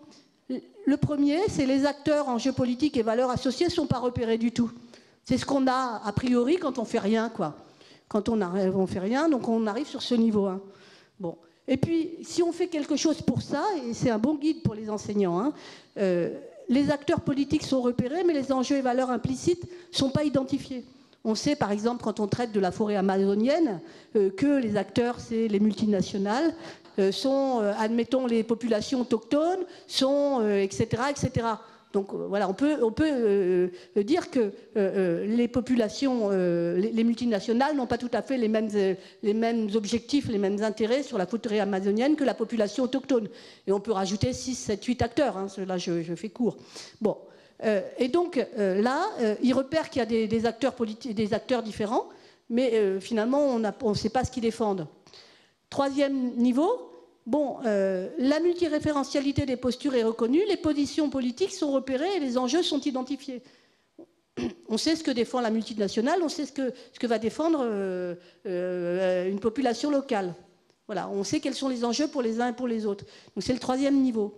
Et ensuite, le quatrième niveau, c'est finalement les prescriptions politiques et enjeux sont repérés et discutés, ainsi que les contradictions et complémentarités. Un positionnement est argumenté par l'apprenant. Quatrième niveau. Donc voilà, c'est bête une balise curriculaire. C'est pas, d'un point de vue concret, c'est pas compliqué du tout. Mais c'est ça qui est finalement dur à définir, parce que ça doit être appuyé, étayé scientifiquement réellement. Après, vous mettez des niveaux. Donc là, vous avez pour chacune des balises des niveaux. Et ensuite, vous pouvez effectivement évaluer, mesurer. Si vous mettez en place un dispositif avec un objectif bien précis, dites-moi, je m'intéresse à, par exemple, à problématisation d'un point de vue sociétal ou décoder les rapports de pouvoir et d'injustice. Vous faites un dispositif. Le dispositif en question, une fois que vous avez des possibilités de l'évaluer, une fois que vous avez des critères en quelque sorte. Et puis vous pouvez faire un tas de mesures, vous pouvez le territorialiser, vous pouvez le comparer, vous pouvez, voilà. Alors c'est une première approche, bien entendu, puisqu'on n'en est qu'au début des travaux sur l'évaluation de ces fameuses éducations A, mais en tout cas, ça me paraît important de procéder de manière un petit peu concrète, quoi, comme ça. Voilà, c'est un exemple, c'est tout. Question qui prolonge un petit peu la discussion qu'il y a eu sur l'évaluation. Donc moi, j'ai bien aimé tout ce que vous avez amené dans vos deux présentations. J'ai bien compris tous les changements que vous proposez pour les curricula, les changements de paradigme, les ruptures épistémologiques.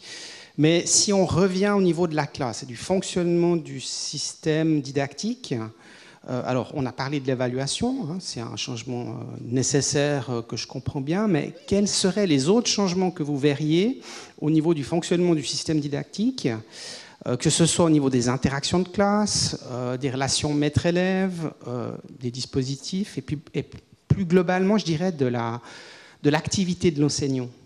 Parce que c'est ce qui nous intéresse au premier chef ici, on forme des enseignants. Si je vous entends bien, on les forme à un nouveau métier, et qu'est-ce qui va changer radicalement pour eux?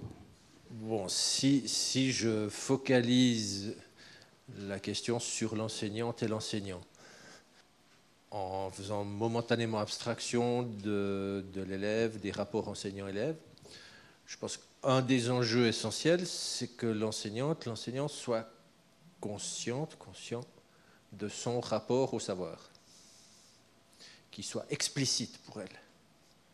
Et ça, c'est souvent un impensé de nouveau. Soit le savoir, il est vu, il est là, il est considéré comme un absolu, un toujours présent, un donné, etc., qu'on ne questionne pas.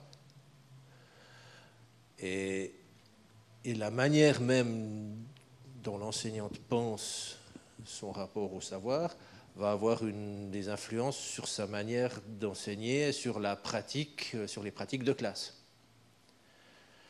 Pour reprendre l'image un peu simpliste que tu donnais tout à l'heure, si on a une conception complètement positiviste du savoir, on va être dans une posture très transmissive, etc. Voilà, c'est un peu ce que tu disais. Je suis sûr que tu ne faisais pas que ça. Mais voilà. Donc, ça, c'est un premier enjeu absolument essentiel. Et donc, quand je parlais aussi de la nécessité en formation des enseignants tout à l'heure de travailler sur l'épistémologie des sciences, ça contribue à ça, à permettre à chacun de clarifier son rapport au savoir. Et au-delà de son rapport au savoir, on pourrait presque dire aussi son rapport au monde. Même si je ne mets pas une égalité entre rapport au savoir et rapport au monde, on est d'accord, mais on ne va peut-être pas développer ça maintenant. Voilà. Donc ça, je pense que c'est un premier enjeu tout à fait essentiel et qui est indispensable dans le contexte, que ce soit dans le contexte de l'éducation à la durabilité ou dans le contexte de l'éducation en temps d'anthropocène. Voilà. Ça, c'est un premier enjeu pour moi. Un deuxième, dans la relation, dans les démarches pédagogiques à mettre en place, va dans cette direction de donner aux élèves des outils outils de pensée. Tu sais qu'on a beaucoup travaillé là-dessus, ça ne te surprendra pas que je parle de ça.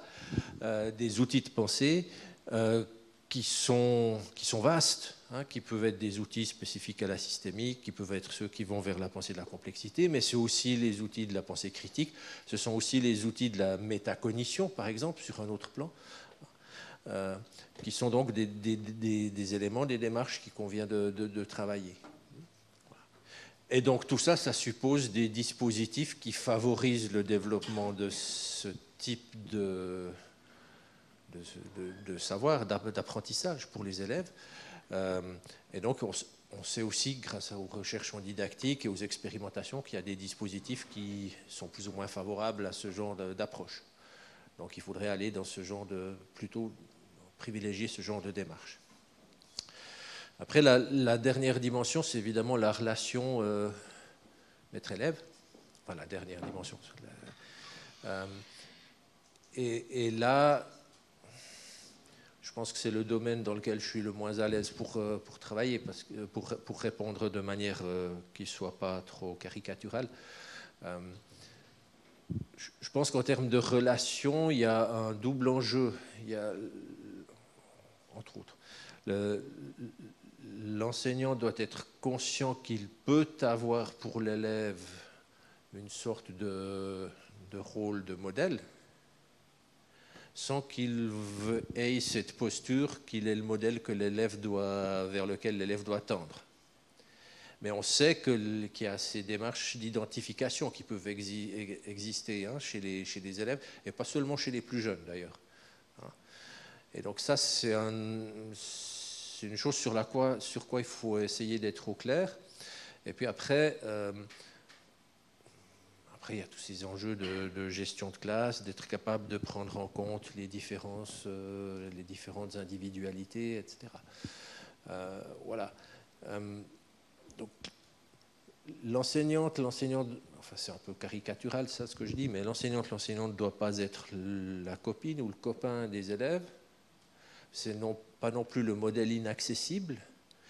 Idéalement, l'élève devrait comprendre que l'enseignant, c'est celui qui l'accompagne dans la construction de son savoir, puis qui peut l'aider.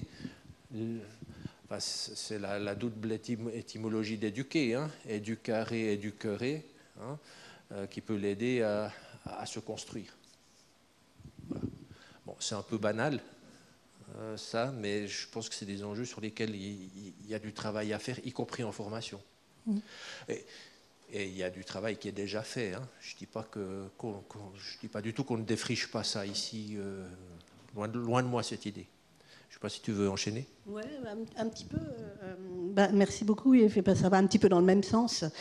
Moi, je crois que l'enseignant, quand il sait, quand il est clair, quand il est conscient, il fait. Il fait et il sait faire. Et quand ça fait sens ce qu'il fait, il est fort. Alors, c'est très très simplifié ce que je dis, hein, mais en même temps, si vous donnez conscience, au-delà des questions techniques de didactique, hein, qui ont leur importance, si vous donnez conscience aux enseignants du rôle qu'ils ont dans ce changement de paradigme et de la dimension politique de ces fameuses éducations-là, si vous explicitez, notamment avec l'épistémologie des savoirs et des savoirs scientifiques, si vous faites la différence entre les disciplines et puis ces fameuses formes d'éducation plus thématiques, si vous permettez à l'enseignant de faire un travail d'introspection, c'est-à-dire que son métier prend sens à travers ce qu'on lui propose, moi je pense que l'enseignant va trouver les ressources. Il va aller chercher, ici par exemple, des solutions. Il va peut-être les trouver tout seul, ou il va se former, ou il va... Donc, moi, je pense que... je reprends la notion de rapport au savoir, effectivement. Moi, il me semble qu'elle est à clarifier.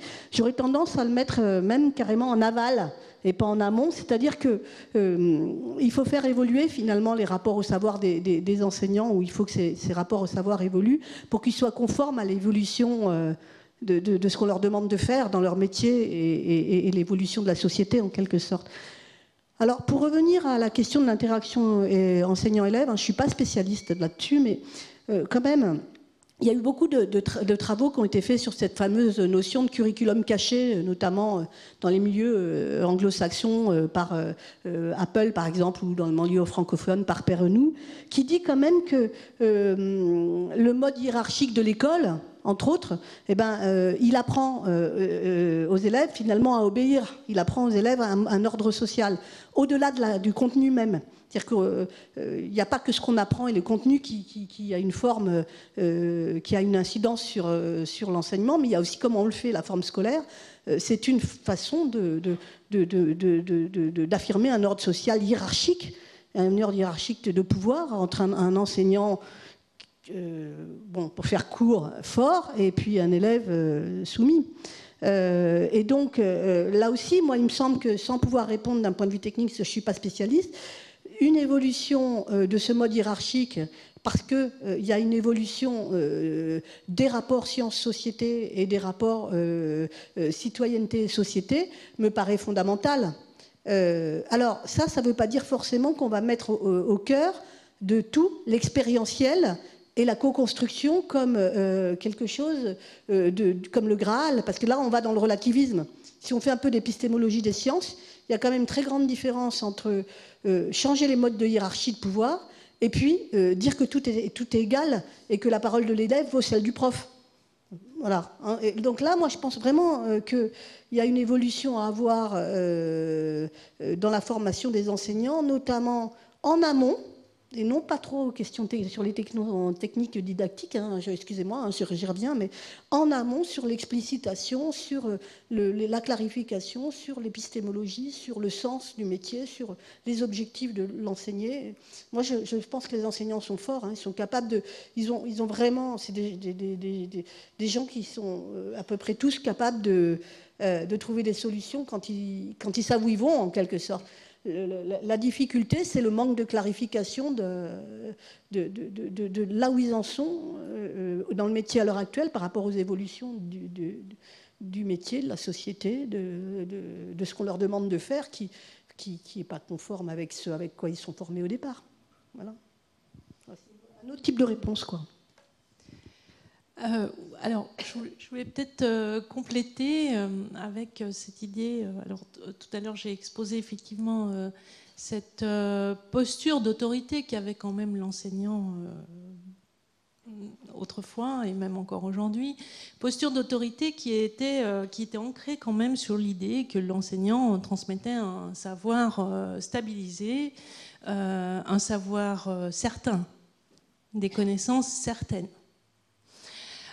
Aujourd'hui, je pense que l'école ne peut plus du tout se situer dans ce champ-là parce que l'école, elle est concurrencée quand même par des sources de savoir multiples et on peut les remettre en cause, on peut les discuter, mais elles existent, elles font partie de l'univers des élèves et donc le professeur, il a une voix beaucoup moins solide, beaucoup moins entendue aujourd'hui. Donc il faut qu'il procède différemment que le discours d'autorité, qui est effectivement assez facile finalement. Hein.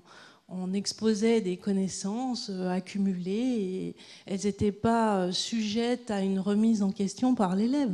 D'abord parce qu'il n'avait pas accès à une concurrence de données. Aujourd'hui, si, il a accès. Et que ces données auxquelles il a accès, elles soient valides ou non, ce n'est pas la question. La question, c'est l'élève challenge le professeur de fait. L'élève, la famille, l'univers social. Donc c'est vrai que dans un monde incertain, je pense quand même que ça ne va plus jouer, donc je ne suis pas tout à fait d'accord avec Angela, ça ne va plus jouer de venir avec ses certitudes. Et que l'idée, ça serait plutôt, et là je pense que on a assisté, quelques-uns d'entre nous, dernièrement à un colloque dont le thème c'était l'hybridation des savoirs. L'idée, c'est peut-être d'aller dans le sens d'une hybridation des savoirs qui viennent effectivement de l'univers, de la vie des élèves, de la vie des familles, et à hybrider avec les savoirs qui viennent des enseignements académiques, de ce qu'on retire dans notre formation scientifique, etc. Mais il faut accepter effectivement que l'école, ça irait quand même vers une co-construction de savoirs qui de toute manière seront incertains. On vient de traverser 2 ans de pandémie où on nous a dit tout est le contraire du tout. Donc aujourd'hui, on n'est plus dans une société où la science seule peut asséner les vérités qui guideraient et qui conduiraient la totalité de la société. Ça ne marche plus. Et ça ne marche plus parce qu'on a aussi des citoyens qui sont quand même plus éduqués aujourd'hui. Ils peuvent réfléchir par eux-mêmes. Ils n'ont pas que l'école pour accéder à la réflexion.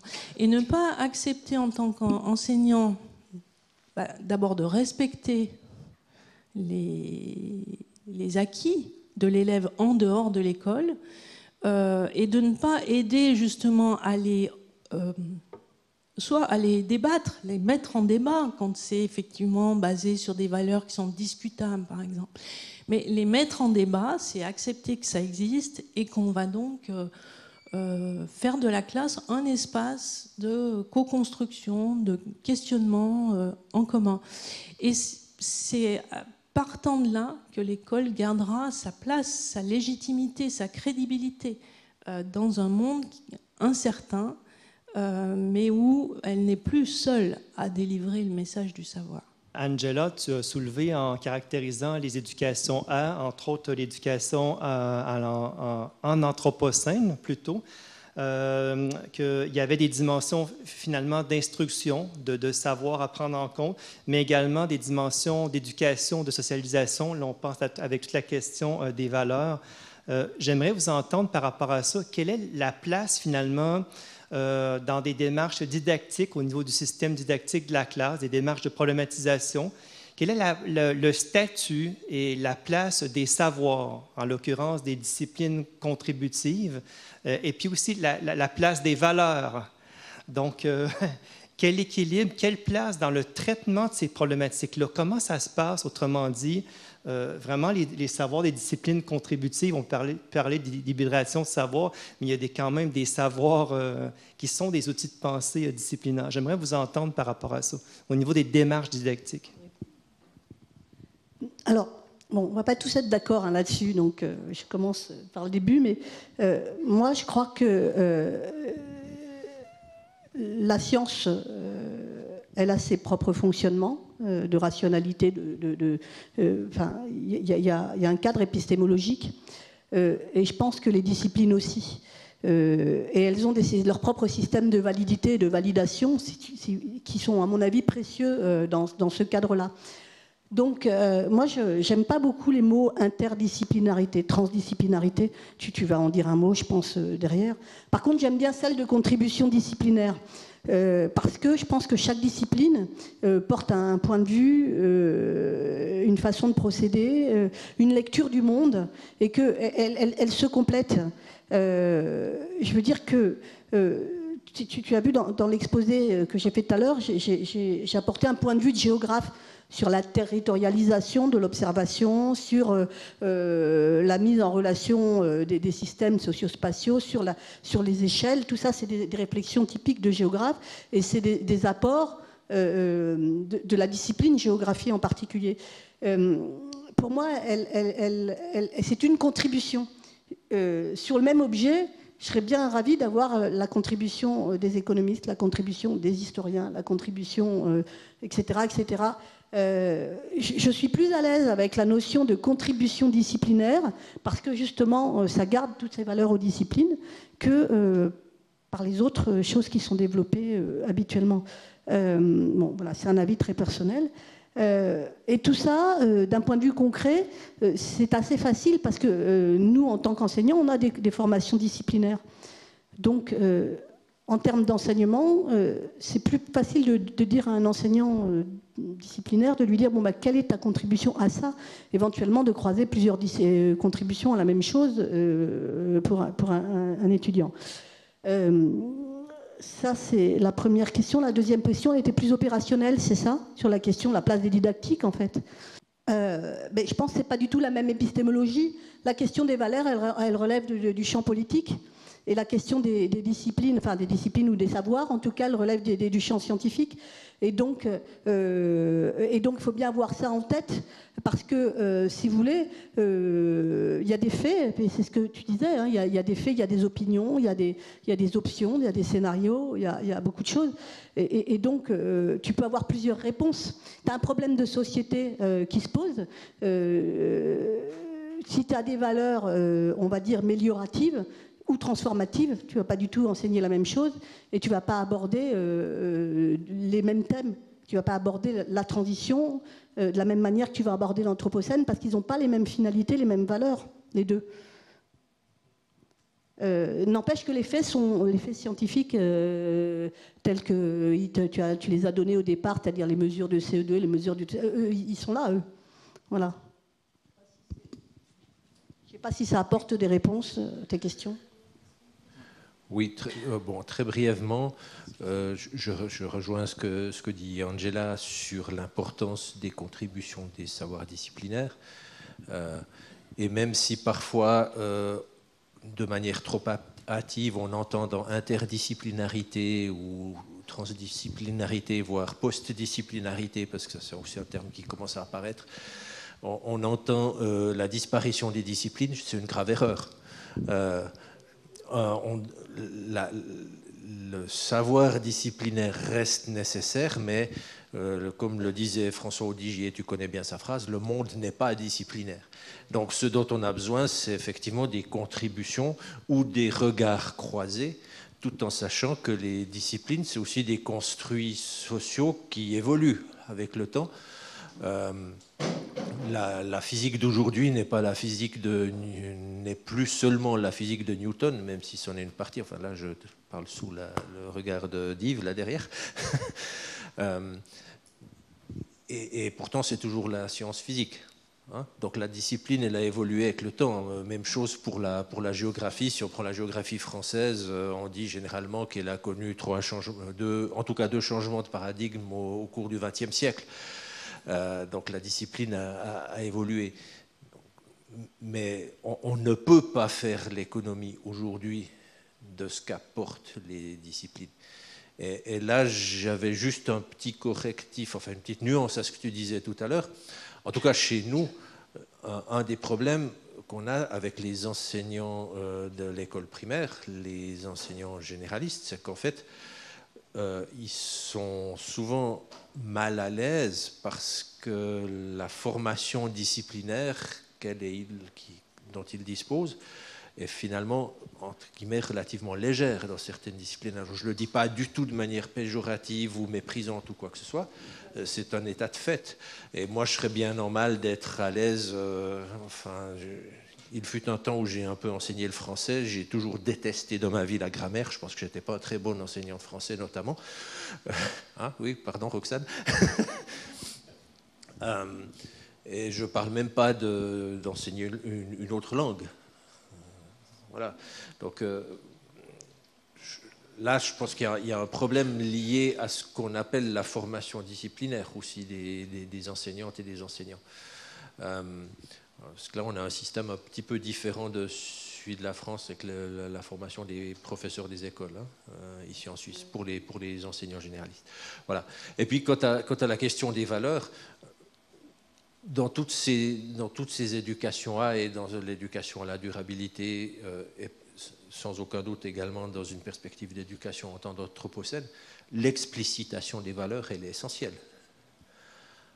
Parce que les valeurs vont notamment intervenir dès lors qu'il va s'agir de devoir faire des choix, de traiter un dilemme, par exemple. Donc l'explicitation, elle doit être prise en compte et elle va apparaître déjà dans les phases de problématisation. Et ça, d'un point de vue didactique, c'est un sacré défi. Hein, et ça renvoie aussi à la capacité d'apprendre à gérer, à modérer les apports des élèves, à organiser la trace, à ne pas la réduire à ce qu'on voulait, mais peut-être vraiment à prendre en compte ce qu'ils ont apporté. Donc oui, c'est une place essentielle. Je ne sais pas si ça répond suffisamment à ta question. Oui. Oui, je t'en prie. Je voulais juste amener un complément, parce que tu as parlé d'Odigier, qui parlait effectivement de la discipline, mais il parle aussi d'autre chose, Odigier, il parle de la cohérence. Et la cohérence, vous le retrouvez tel qu'il le définit, notamment dans le dictionnaire des éducations A, qui a été fait en 2017. Et pour lui, ce qu'il dit, c'est que la cohérence, ça renvoie aussi à un projet politique, quel qu'il soit. Et donc, je pense que non seulement on ne peut pas faire l'économie des disciplines, mais par contre, on ne peut pas non plus faire l'économie d'expliciter la cohérence dont il est question dans ce qu'on traite. Et c'est là que, c'est dans cette notion de cohérence que la question des valeurs, elle intervient notamment.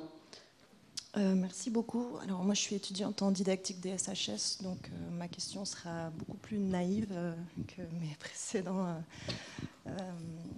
personnes. J'imagine donc changement de paradigme, très bien, éco-anxiété. J'imagine que ça va révolutionner l'enseignement de la question des ressources énergétiques. Pardon. Quid de l'enseignement des ressources? Je pense que j'imagine là il y a un gros travail à faire pour envisager aussi le traitement de cette question-là. Et il y en a une en particulier, une ressource qui est aussi concomitante avec la notion d'éco-anxiété, qui est l'énergie nucléaire. Et je suis très terre à terre. J'imagine mener une séquence en classe sur cette question de l'énergie nucléaire. Comment ne pas rajouter de l'anxiété à l'éco-anxiété de mes élèves?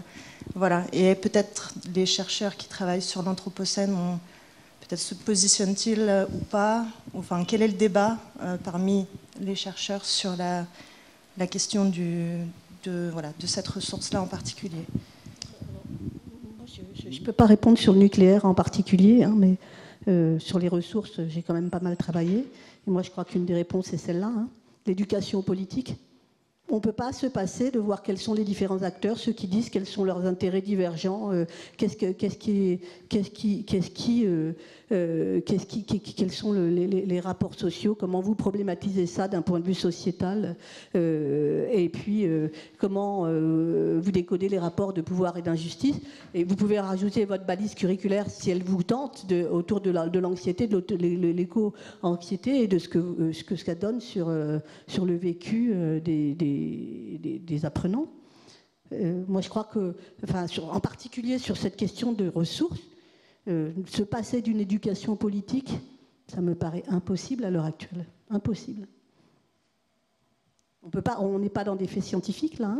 La question de la répartition des ressources, la façon dont elles sont accaparées, dont elles se partagent dans le monde, la question de la richesse. Et alors là, on a l'Ukraine dans la figure en ce moment. Je veux dire, et les blocs, les différents blocs qui se bagarrent autour de ça. Moi, il me semble que quand même, si on n'a pas une posture politique et qu'on en est réduit à stigmatiser tel et tel personnage politique, tel et tel truc, on passe au niveau de l'enseignement à côté de la compréhension des enjeux contemporains. Je veux dire, le Covid, c'est pas de la faute des quatre non vaccinés. Le conflit actuel, c'est pas de la faute d'un fou sanguinaire en la personne de Poutine. Ma foi, c'est pas la faute des islamistes-ci et des juifs-ci. Et puis on peut aller loin comme ça. Et donc moi, il me semble que repositionner toutes ces questions-là dans l'éducation politique, c'est fondamental. Et surtout celle-là. Et surtout avec les élèves. Mais évidemment, excusez-moi, moi je travaille avec des enseignants dans les lycées autour de chez moi. Alors beaucoup en ce moment sur la question de la forêt, de la gestion de la forêt, mais c'est le même genre de problème. Ça les oblige. Le même genre de problème de traitement, pas en termes de... ça les oblige à poser la question aux élèves, qui sont les acteurs? Qu'est-ce qu'ils défendent comme intérêt? Est-ce que les intérêts sont contradictoires ou est-ce qu'ils sont complémentaires? Comment est-ce qu'ils... c'est un travail énorme en fait. Donc c'est un travail d'autant plus énorme que ce changement de paradigme, il n'est pas dans les manuels. Donc ça veut dire que le boulot, vous le farcissez. Mais il y en a beaucoup d'enseignants qui le font. Et vous savez pourquoi ils le font? Parce que leur boulot fait sens quand ils font ça. Ils ont l'impression de servir à quelque chose. Et alors, ils ne le font pas sur toutes les questions, mais les unes après les autres, ils les prennent du programme et ils refont avec ce genre de grilles et de balises. Et je peux vous assurer qu'ils sont bien avec ça. Peut-être juste encore pour rebondir, hein, effectivement, ces questions épistémologiques, je pense qu'elles sont centrales et essentielles. Il y a aussi des choses qui se font dans le domaine hybridation des savoirs. Après, de nouveau, les termes, mais dans toutes les approches transdisciplinaires, il y a quand même toute une rigueur, donc on n'est pas dans le relativisme forcément parce qu'on est dans l'hybridation des savoirs. Et puis ce que je trouverais intéressant aussi, et vous l'avez évoqué dans votre conférence à un moment donné, c'est de travailler le pouvoir agir. Parce que c'est vrai qu'il y a encore un discours qui est assez moralisateur, en tout cas dans les enseignements donnés, dans ce que moi je vois sur le terrain. Et puis voilà, ouais, exactement, c'est la capacité, ouais. Mais il y a des approches pédagogiques qui peuvent aussi être soutenantes dans ce sens, quoi. Oui, typiquement dans une démarche pédagogique qui s'inscrirait dans une logique liée à l'anthropocène ou au travail sur la durabilité, il ne faudrait pas poser la question sous la forme pour ou contre le nucléaire, parce qu'on tombe dans le raisonnement binaire. Forcément. Donc il faut essayer de dépasser ça justement avec des démarches qui vont vers comment je peux agir. Il y a ça, puis on peut faire un débat plutôt un débat d'opposition, faire un débat de collaboration, réfléchir à des pistes à leurs enjeux, etc. Mais ça, typiquement, si on va sur les outils de débat, beaucoup des outils de débat qui sont disponibles pour les enseignantes et les enseignants, ils fonctionnent sur le principe du débat contradictoire binaire. Et ce n'est pas forcément la meilleure démarche à adopter, à mon sens. Voilà, mais si nous sommes arrivés au terme de cet échange, à moins qu'il y ait encore une question, mais je n'ai pas vu de main se lever, mais on va remercier à nouveau nos deux conférenciers pour la préparation de cet échange et leurs riches exposés respectifs. Merci beaucoup. Et donc, je vous souhaite une bonne suite de soirée et une bonne suite de semaine aussi.